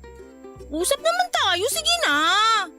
Promise, pag natuloy ako papunta sa US, papadalang kita ng corned beef tsaka chocolate. May dedication pa. Wala tayong dapat pag-usapan, okay? Hindi rin ako mahilig sa corned beef at chocolate. Mananakit lang ang ipin ko dyan. Isa pa, mamaya makarating sa nililigawan ko na may iba akong kinakausap. Mabulilyaso pa ako. Alis na! Baka mamaya mapagalitan ka rin ng tiyahin mo. Ayoko madamay sa gulo ng kahit sino. Hindi ako papagalitan ng tsahin ko kasi sabi niya sa amin, kapag tapos na kami sa gawain, pwede na kaming magpahinga. Mabait yung tsahin ko kaya walang problema. Mahaba ang time natin para magkwentuhan. Wala akong mahabang oras para makipaghuntahan sa'yo, kaya umalis ka na. Naalibadbara na ako sa mukha mo. Araya, Paul na yan. Maganda naman ako matangkad pa, maputi, mahaba ang buhok. Pulot nga lang, di gaya ng iba. Pero pag pinariband ko to, gaganda rin to. Labas ka na dito, usap na tayo. Ang hirap kaya ng kalagayan ko dito, di ka ba naaawa sa akin? Sino ba may sabing pumunta ka rito? Alam mo, ang hard mo para sa isang manliligaw na kagaya ko. Ewan ko sa'yo, puro ka kalokohan. Usap na kasi tayo. Okay, sige. Usap tayo mamayang hapon kapag wala na akong ginagawa. Ay, gusto ko yan! Promise Oo na, sige na. Umalis ka na. Sige, bye-bye my loves! Papa Dudut, hindi ako sinipot ni James noong hapon na yon kaya inis na inis ako sa kanya. Sinuot ko pa naman ang pangmalakasan kong bestida, nagpaganda ako ng bonggang-bongga. Tapos ay hindi ako sinipot. Nanghingi pa ako ng ilang spray ng mamahaling pabango sa tiyahin ko tapos ay iinjanin lang pala niya ako. Ang saya-saya ko pa naman nung umaga tapos ay malalaman ko sa kasambahay nila na mag-out of town pala ang amo nito at 1 linggong hindi babalik. Inis na inis ako, Papa Dudut. Yung isang araw nga na hindi ko siya makita ay nami-miss ko na siya 1 linggo pa kaya. Papa Dudut, hiningi ko ang number ni James sa kasama niya pero hindi ko makuha. Ayaw nilang ibigay dahil kabilin-bilinan daw nito na huwag ibibigay ang number nito. Kahit kanino, lalo na sa akin. Lalo na ako nabuisit, Papa Dudut. Akala mo naman kung sinong masyadong paimportante. Pero Papa Dudut, kahit inis na inis ako ay hindi pa rin po ako sumuko. Alam ko na makukuha ko din ang number ng kulog na James na yon bahalang araw, Papa Dudut. Barangay Love Stories. Barangay Love Stories. Papa Dudut, dahil maabilidad akong tao ay kinaibigan ko ang isa sa mga kasambahay nila. 1 linggo kong kakaririn ng pakikipagkaibigan sa kasamahan niya. Matigas man ito ay madami namang paraan para makuha ko ang number niya. Pero matinik talaga ang mga ito. Kaya inalam ko na lamang kung sinong nililigawan ni James at kung taga saan. Kung hindi lang di naman siya mapupunta sa akin, abay hindi rin dapat siya mapunta sa ibang tao. Talo ko pa ang kontrabida sa pelikula, Papa Dudut. Ewan ko ba, tinamaan kasi talaga ako. Ganon pala ang pag-ibig. Nawawala ang kahihiyan, nagiging makapal ang muka at hindi ko na nga maubos maisip kung ano ang pumasok sa kokote ko. Ako kasi ang babae pero ako ang malakas ang loob na manligaw. Papa Dudut, ilang araw bago umuwi si James ay gumawa ako ng kalokohan. Nalaman ko kasi kung sino ang nililigawan niya. Itinuro sa akin ang kasambahay nila noong minsang nagkakwentuhan kami. Kasambahay din siya na kagaya ko, mas maganda naman ako, sabi ng bolera kong kaibigan. Pero sabi niya ay wala sa ganda yan, nasa datingan yan. Baka daw kasi wala talaga akong dating kay James. Nasaktan man ako sa sinabi niya ay hindi pa rin po ako sumuko. Hindi ko man makuha ang number ni James ay nagawa ko namang kunin ang account number ng babaeng nililigawan niya, pati ang cellphone number niya. Papa Dudut, sa sobrang inis ko ay hindi ko napigilang i-chat ang babaeng nililigawan niya. Nagpakilala ako sa kanya at sinabi ko sa kanya na huwag siyang maniniwala sa mga sinasabi ni James. Dahil nanliligaw din ito sa akin at malapit ko na ring sagutin. Sinabi ko sa kanya na balak siguro kaming pagsabayin. Napaniwala ko ang nililigawan niya, Papa Dudut. Sinabi niya sa akin na babasa rin na raw niya dahil babaero pala ito. Pagkalipas nga ng ilang araw ay umuwi na sina James at ang amo nito. Expected ko na agad na ako ang unang hahanapin nito dahil sa mga chat ko sa nililigawan niya. Hindi takot ang nararamdaman ko, Papa Dudut. Mas namang ang excitement kesa sa takot. Kini nakikita ko na nakunot ang noo at kasupladuhan ang gagawin niya. At malamang sa malamang ay mapilipit nito ang dila ko sa ginawa ko, Papa Dudut.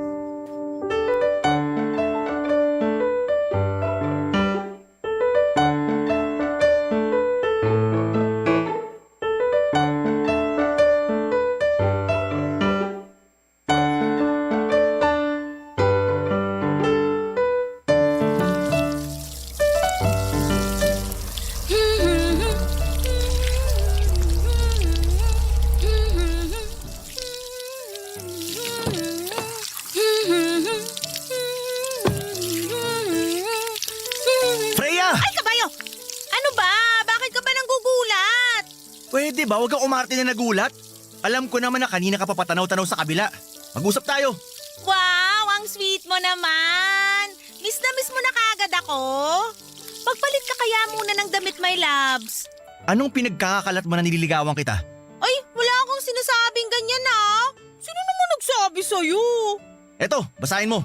In-screenshot ko na para hindi ka makatanggi. Hindi ako yan. Nahack kasi yung account ko kanina lang. Saktong-sakto pagdating mo, nahack siya. Pwede ba? Seryoso ako. Hindi ka nakakatawa. Naku, delikado yan Tumawag na tayo ng ambulansya. Bilis! Seryoso ka na pala? Baka hindi pa ako nakakakiss, mabiyuda na agad ako. Tigilan mo na ako, pwede ba? Hindi ko na alam kung anong gagawin ko sa'yo. Ano bang pumasok sa kokote mo? Ba't sinabi mo sa kanya nililigawan kita? Hindi mo ba naiintindihan ang sinasabi ko sa'yo? May iba akong gusto. Alam mo ikaw, ang laki ng problemang binigay mo sa akin. Paano ngayon to? Aba, malay ko sa'yo. Wala akong alam dyan. Wala kang alam? Eh sino tong kachat nung nililigawan ko? Kamukha mo lang. Eh ikaw na ikaw to Account mo to. May ebidensya na tumatanggi ka pa. Ano ba talaga gusto mong mangyari ha?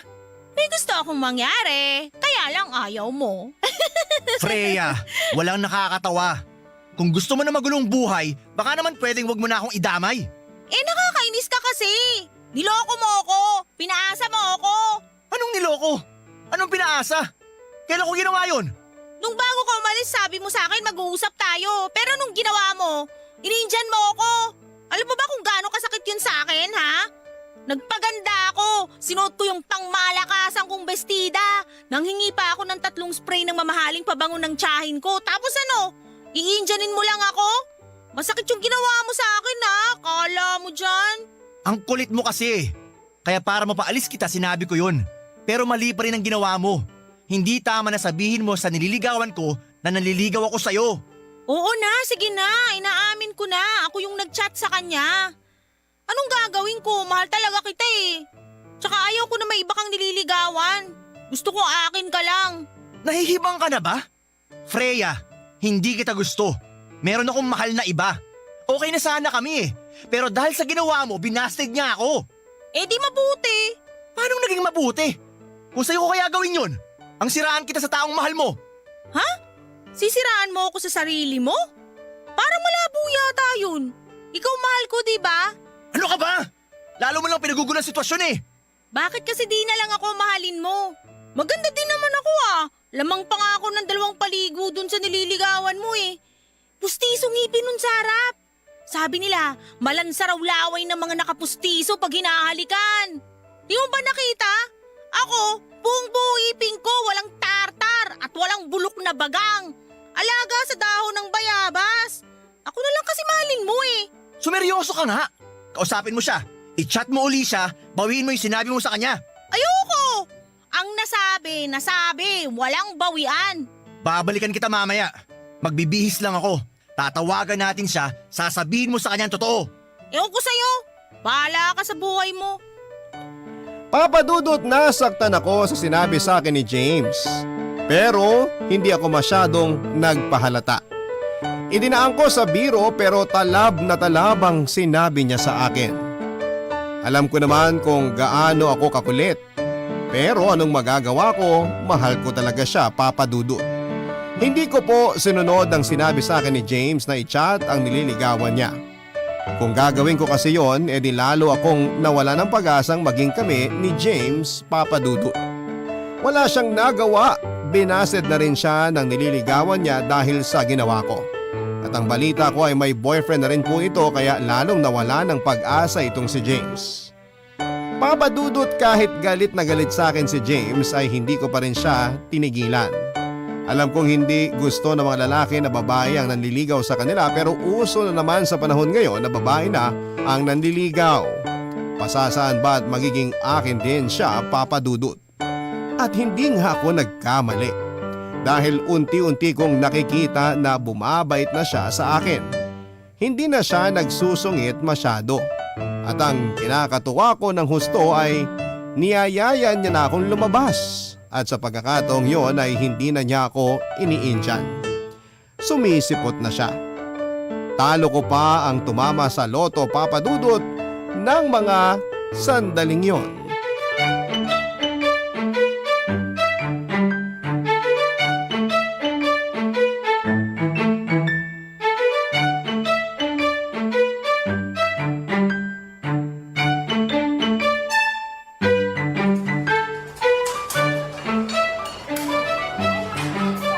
Hi!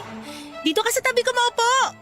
Oh, Dito na lang ako sa tapat mo para makita ko mukha mo. wow! Parang gusto kong kiligin sa sinabi mo ah. Ano bang gusto mong kainin? Ikaw. Ano? Sabi ko, ikaw na bahala. Di naman ako mapili sa pagkain eh. Pero mas mabubusog ako kung ikaw ang kakainin ko. Puro ka naman kalokohan eh. Masyado ka kasing seryoso. Sige ka, maagang kukulubuti ang mukha mo. Sayang ang kagwapuhan mo. Nambola ka pa. Pero maganda ka ngayon ha? Ay talaga ba? Buti naman napansin mo. Ito yung suot ko nung magde-date sana tayo kaso ininjan mo ko. Ayos ba? Nakispray pa ako ng pabango sa tsahin ko. Mamahalin yun kahit maghapon at magdamag tayong magkasama. Hindi mo mauubos yung bango ko. Ewan ko sa'yo. Talaga bang ganyan kakaprangka? Oo naman, ayoko ng paligoy-ligoy. Kaya ikaw, kung gusto mo na rin ako, sabihin mo na agad ngayon para bago tayo umuwi, syota na kita. Ang bilis ha? May lakad ka ba? Nagmamadali? Pwede bang magpakipot muna? Sus! Anong pakipakipot pa? Pag mahal mo, mahal mo! Hindi na uso yung matagalang panliligaw. Magastos yun eh. Paano yan kung hindi kita agad sagutin? Isa pa, gusto muna kitang kilalanin. May hirap na. Baka mamaya anak ka pala ng makukulam. O baka may lahi kang aswang. Gawin mo pa akong pulutan. Ako, lahi naman kukulam mo, aswang. Tung ganda kong to. Wawa!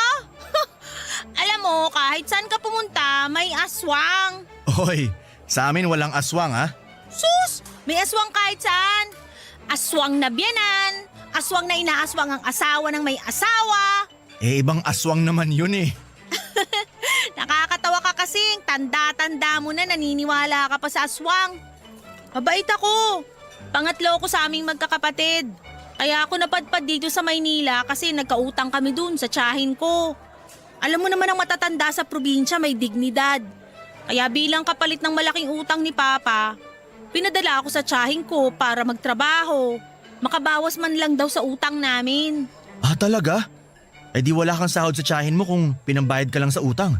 Naku, hindi ah. Mabait ang tiyahin ko, kapatid siya ng Papa ko. Ayaw nga niyang pumayag na bayaran namin yung utang namin eh.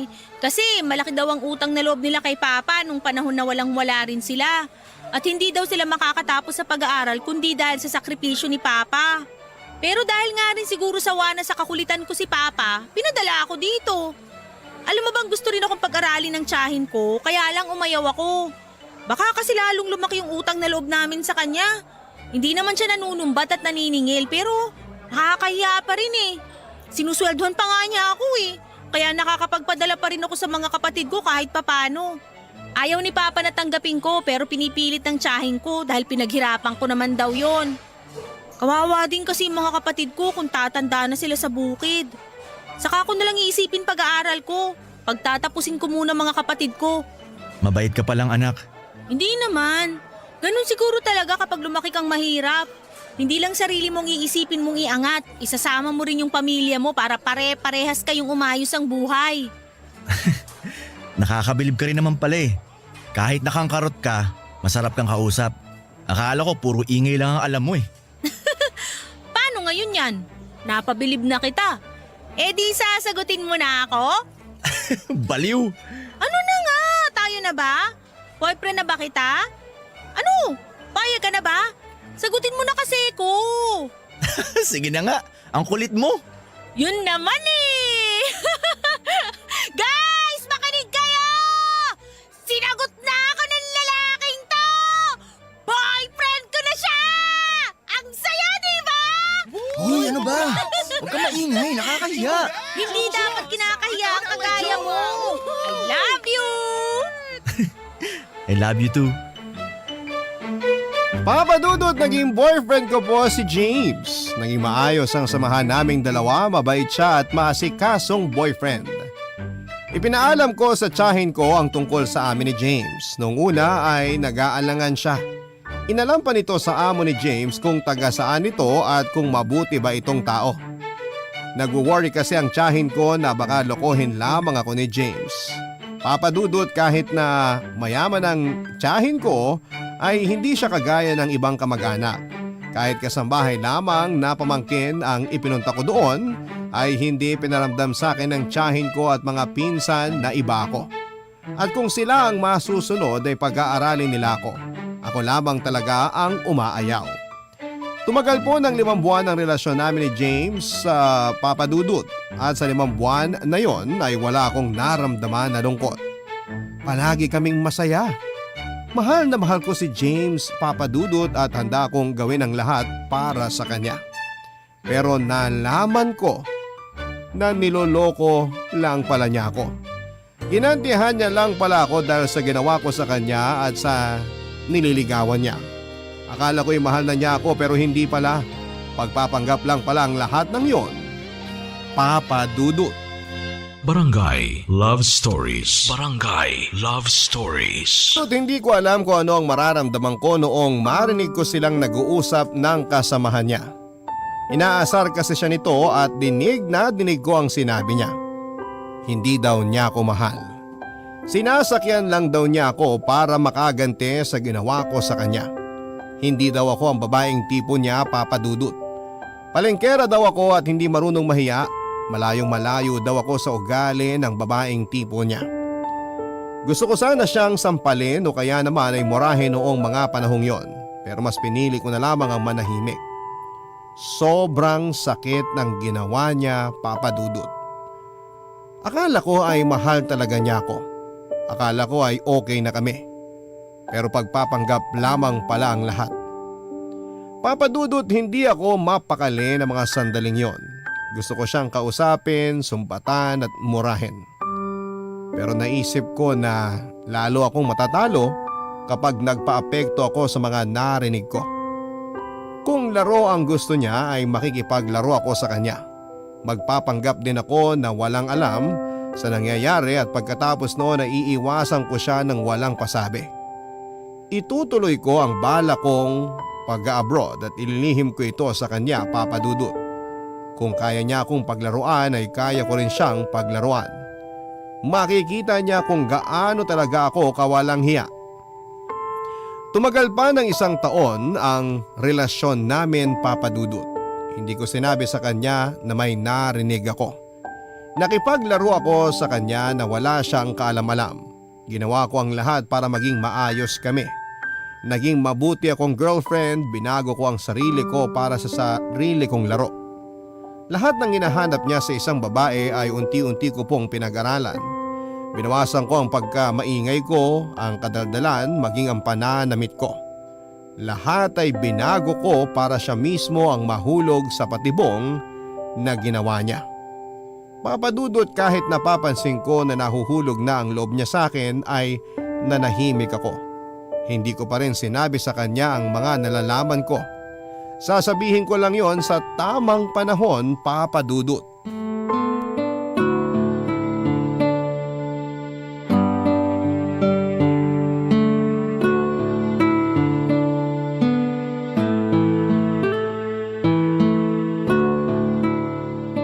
Mahal, may gagawin ka ba bukas? Wala, mahal. Bakit? Magpapasama sana ako sa'yo magsimba. Pwede ka ba? Tingnan ko muna kung wala kaming lakad ni boss, ha? Pag wala, samahan kita. Salamat, mahal. Walang anuman. Ano bang okasyon at magsisimba ka? Eh hindi naman linggo. May kaluluwang makasalanan lang akong kailangan ipagdasal. Ha? Bakit? Sino namatay? Ang puso ko. Baliw ka talaga. Akala ko naman kung sino namatay. Paanong namatay ang puso mo? Eh masaya naman tayo. Masaya nga tayo. Kaso may nakalimutan ka naman.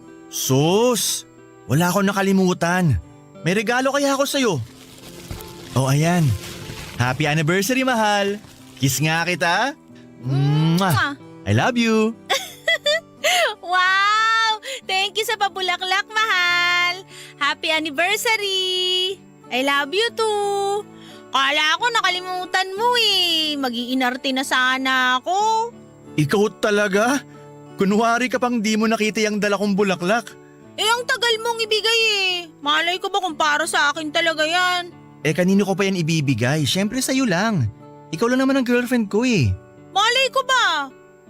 Mahal, kung di ko ba binago sarili ko para sa'yo, di ba tayo tatagal ng ganito?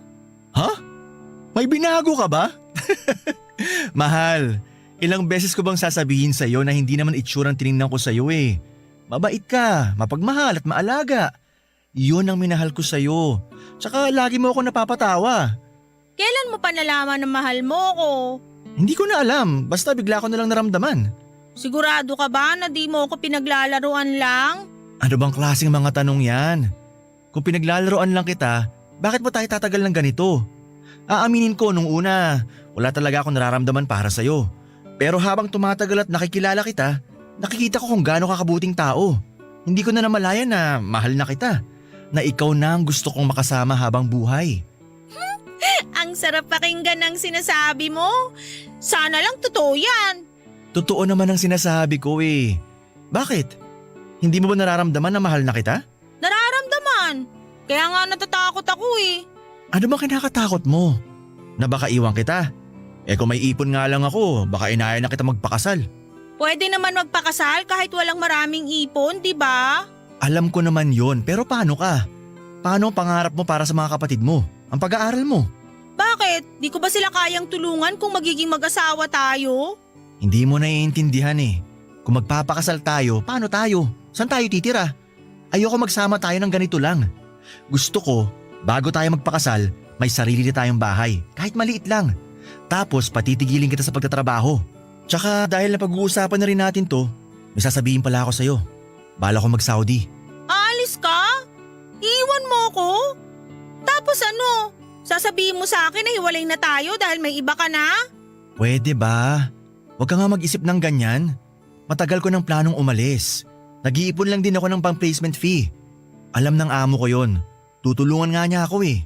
Yun naman pala eh. Bakit hindi muna tayo magpakasal bago ka umalis? Hindi pwede. Mahirap ang gano'n na walang kasiguruhan ng pag-alis ko. Magtiwala ka lang sa akin. Para sa atin ang gagawin ko. Para sa atin o para sa'yo lang? Baka para makaibos ka sa akin. Halika nga rito.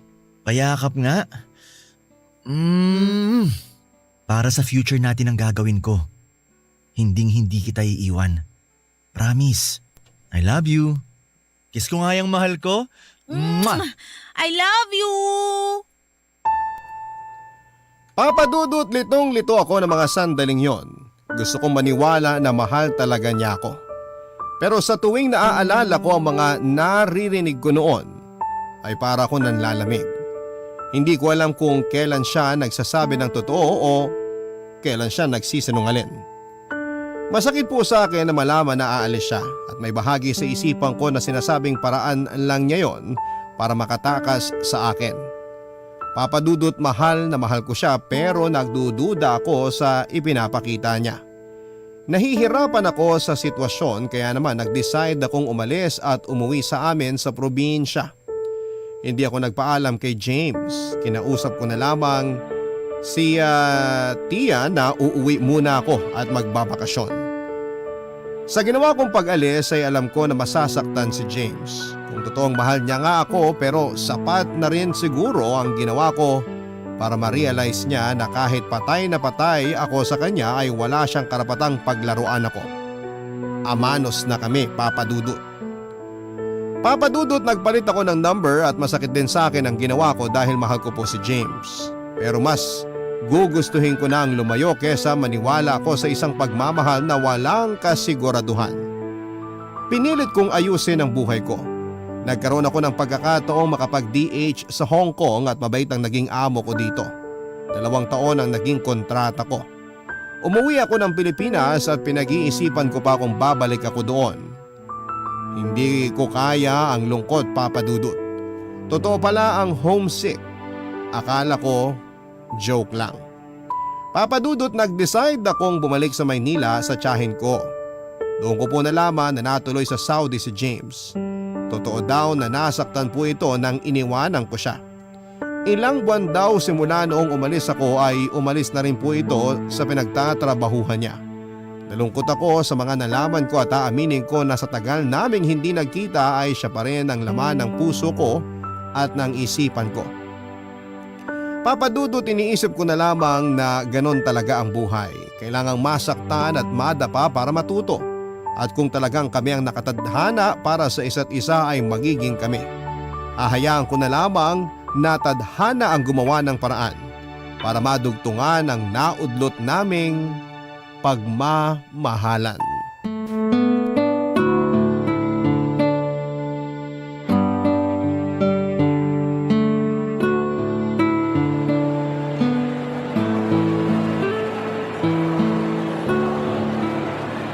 Freya? James? Freya! Payakap nga! Ay ano ba? Teka lang. Huwag mo ko yakapin, ang daming tao. Namiss kita. Saan ka ba galing? Ano ba nangyari sa'yo? Bakit mo ko iniwan? Isa-isa lang ang tanong, pwede? Kumusta ka na? Pwede ba tayo mag-usap? Tungkol saan ang pag-uusapan natin? Halika, doon tayo sa restaurant. Sige na nga.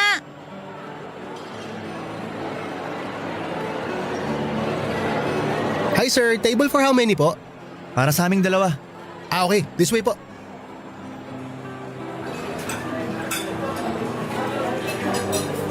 Ito po yung table niyo sir. Salamat, sir ah. Oh, Freya, upo ka. Salamat. Ano bang nangyari? Bakit mo ko iniwan? Minahal mo ba talaga ako? Ano bang klaseng tanong yan? Siyempre minahal kita at mahal pa rin kita hanggang ngayon. Tatagal ba naman tayo nun kung hindi kita minahal? Alam mo ba kung gaano kasakit ang ginawa mo sa akin nung iwanan mo ko? Alam mo rin ba kung gaano kasakit yung narinig ko nung nag-uusap kayo ng kasama mo? Anong pag-uusap? Narinig ko kayong nag-uusap ng kasama mo nung 5 buwan pa lang tayong magkarelasyon. Narinig? Saan? Pupuntahan sana kita nun. Nakatalikod kayong dalawa. Sinadya ko na hindi magpakita sa inyo dahil narinig ko na ako yung topic nyo. Kaya dinig na dinig ko kung paano mo ako nilait at pinagtawanan. Masakit sa akin yun, no? Pero di ko pinaalam sa'yo na alam ko na ang lahat. Kaya ang sabi ko sa sarili ko, gusto mo ng laro di sasakyang kita. Yun ba? Wala lang yun. Biruan lang namin yun. Alam kasi niya na patay ka sa akin noon. Kaya ayun, biniro ko siya. Pero wala lang sa akin yun. Nararamdaman mo din naman na mahal kita, di ba? Wala lang sa'yo yon? Biro lang sa'yo? Ininda ko ng mahabang panahon yung sinabi mo tapos wala lang sa'yo yon? Biro lang? Yun lang ba ang dahilan kaya bigla kang nawala? Dapat tinanong mo ko. Dapat nagpakita ka para nalaman mo ang totoo. Hindi yung para kang bata. Basta na lang mag-aal sa balutan pag nagtatampo. Hindi simpleng tampo lang yon. Galit na galit ako sa'yo nun. Bad trip ka kasi. Kala mo porket ganito lang ako hindi na ako pwedeng masaktan? Ako naman si tanga. Kahit sira ulo ka, minahal pa rin kita. Umasa na balang araw mamahalin mo din. Pero ginood time mo lang ako. Pinaglaruan. Galit pa rin ako sa'yo. Masama pa rin ang loob ko pero walang Diyo. Hanggang ngayon mahal pa rin kita eh. Baliw ka pala eh. Alam mo bang halos masira ang ulo ko nung umalis ka? Sinabi lang sa akin ng amo ko na kung hahanapin kita, dapat may trabaho na akong maayos. Para pag nagkita tayo, may maibibigay na ako magandang buhay sa'yo. Oo, wala pa akong sariling bahay at kayamanan. Pero hindi na mahalaga sa akin yun. Dahil pwede naman nating pagtulungan ng mga bagay na yon na magkasama tayo, di ba? Pakakasalan mo na ba ako? Ayan ka na naman. Pinangungunahan na naman ako. Papaliwanag pa lang ako, nag-aaya ka na kagad ng kasal. Ang bagal mo kasi. Ibig bang sabihin yan? Okay na tayo? Aba, oo naman. Niyaya na nga kita agad magpakasal eh. Pwede bang magpakipot? Wala pa akong pambili ng singsing eh. Ay nako, wala nang sing-sing-sing-sing pa. Baka mamaya makatanggi ka pa. Punta na tayo sa munisipyo, magpa-register na tayo para sa schedule ng kasal natin. Agad? Hindi ba dapat ipaalam muna natin sa tiyahin mo? Mamamanhikan muna dapat ako para hingin ng kamay mo, di ba? Ay naku, dami mong say. Eto na nga kamay ko, di ba? Kaya liga na, mamaya na tayo kumain. Sa munisipyo muna tayo, baka magsara. Yes, ma'am! Papadudot na gulat ang tiya ko at ang papa ko nang sabihin ko na magpapakasal na po kami ni James. Akala daw nila ay wala na kami. Pero pinaliwanag ko sa kanila ang biglaan naming pagkikita at ang mabilis na pag-aaya ng kasal. Hindi na kasi kailangan patagalin, baka maudlot pa. Baka umayaw pa siya, Papa Dudut. Si James lang ang lalaking minahal ko at mamahalin habang buhay kaya hindi ko na siya pakakawalan pa. Nagtiis ako ng 2 taon sa Hong Kong sa pag-aakalang makakalimutan ko siya. Pero nagkamali pala ako at mas nalungkot ako, mas lalo ko siyang naaalala. At ngayong nagkita kaming muli ay hindi ko na siya pinakawalan. Papa Dudut, umuwi kami sa probinsya para ipakilala si James sa pamilya at kamag-anak ko. Masaya naman siyang tinanggap ng pamilya ko. Namalagi kami doon ng 2 linggo bago kami pumunta sa probinsya nila James. Naging maayos din ang pagtanggap nila sa akin. Mabait ang pamilya ni James at tinakda ang kasal namin, Papa Dudut. Sa probinsya namin ginanap ang kasalan. Kompleto ang pamilya nila. Lumuwas naman ang mga tiyahing ko kaya nagkaroon ng pagkakataon na mag-usap uli sila Papa. Panay pa rin ang sabi ni Papa sa tiyahing ko na babayaran ang utang namin kahit na hindi naman siya sinisingil ng tiyahin ko. Makulit din kasi ang Papa ko. Yun yata ang naman ako sa kanya. Pagkatapos ng kasal ay bumalik kami sa Maynila at sa bahay ng tita ko kami pinatira habang wala pa kaming sariling bahay. Ipinayos niya ang dati nilang bodega sa likod bahay. Tamang-tama lamang po ito para sa aming dalawa. Papa Dudut, nakaalis uli si James 6 na buwan pagkatapos ng kasal namin. 3 taon ang kontrata niya. Buntis ako noong umalis siya at nung una ay ayaw pa niyang umalis dahil unang anak namin. Tapos wala rin siya kapag nanganak ako. Pero dahil na rin sa kakailanganin namin ng pera para sa pang-araw-araw na gastusin at panganganak ko ay napilitan siyang umalis. Nahihiya naman kami kung sa tiyahing ko pa iaasa ang gastos. Nakikitira na nga kami ng libre, magiging pabigat pa ba kami? Papa Dudut, kahit magkalayo kami ay palagi pa rin naman kaming magka-chat at video call. Kaya para rin kaming magkasama. Maraming salamat po sa pagbasa ng liham ko, Papa Dudut. Naway marami akong napangiti sa storya ng buhay ko. Maaring mali sa paningin ng iba ang ginawa kong panliligaw sa asawa ko. Pero kapag mahal mo ang isang tao ay kailangan mo ring sabihin sa kanya. Naniniwala kasi ako na ang panliligaw ay hindi lamang para sa isang lalaki. Maaring sa iba ito ay nakakawalang gana pero para sa akin kapag nagmahal ka, ay dapat mo itong sabihin. O dapat ipaalam sa taong minamahal mo dahil hindi mo malalaman kung may pag-asa ka o wala kung hindi mo yon susubukan. Ang inyong forever kapuso at kabarangay, Freya. Barangay Love Stories. Love Stories.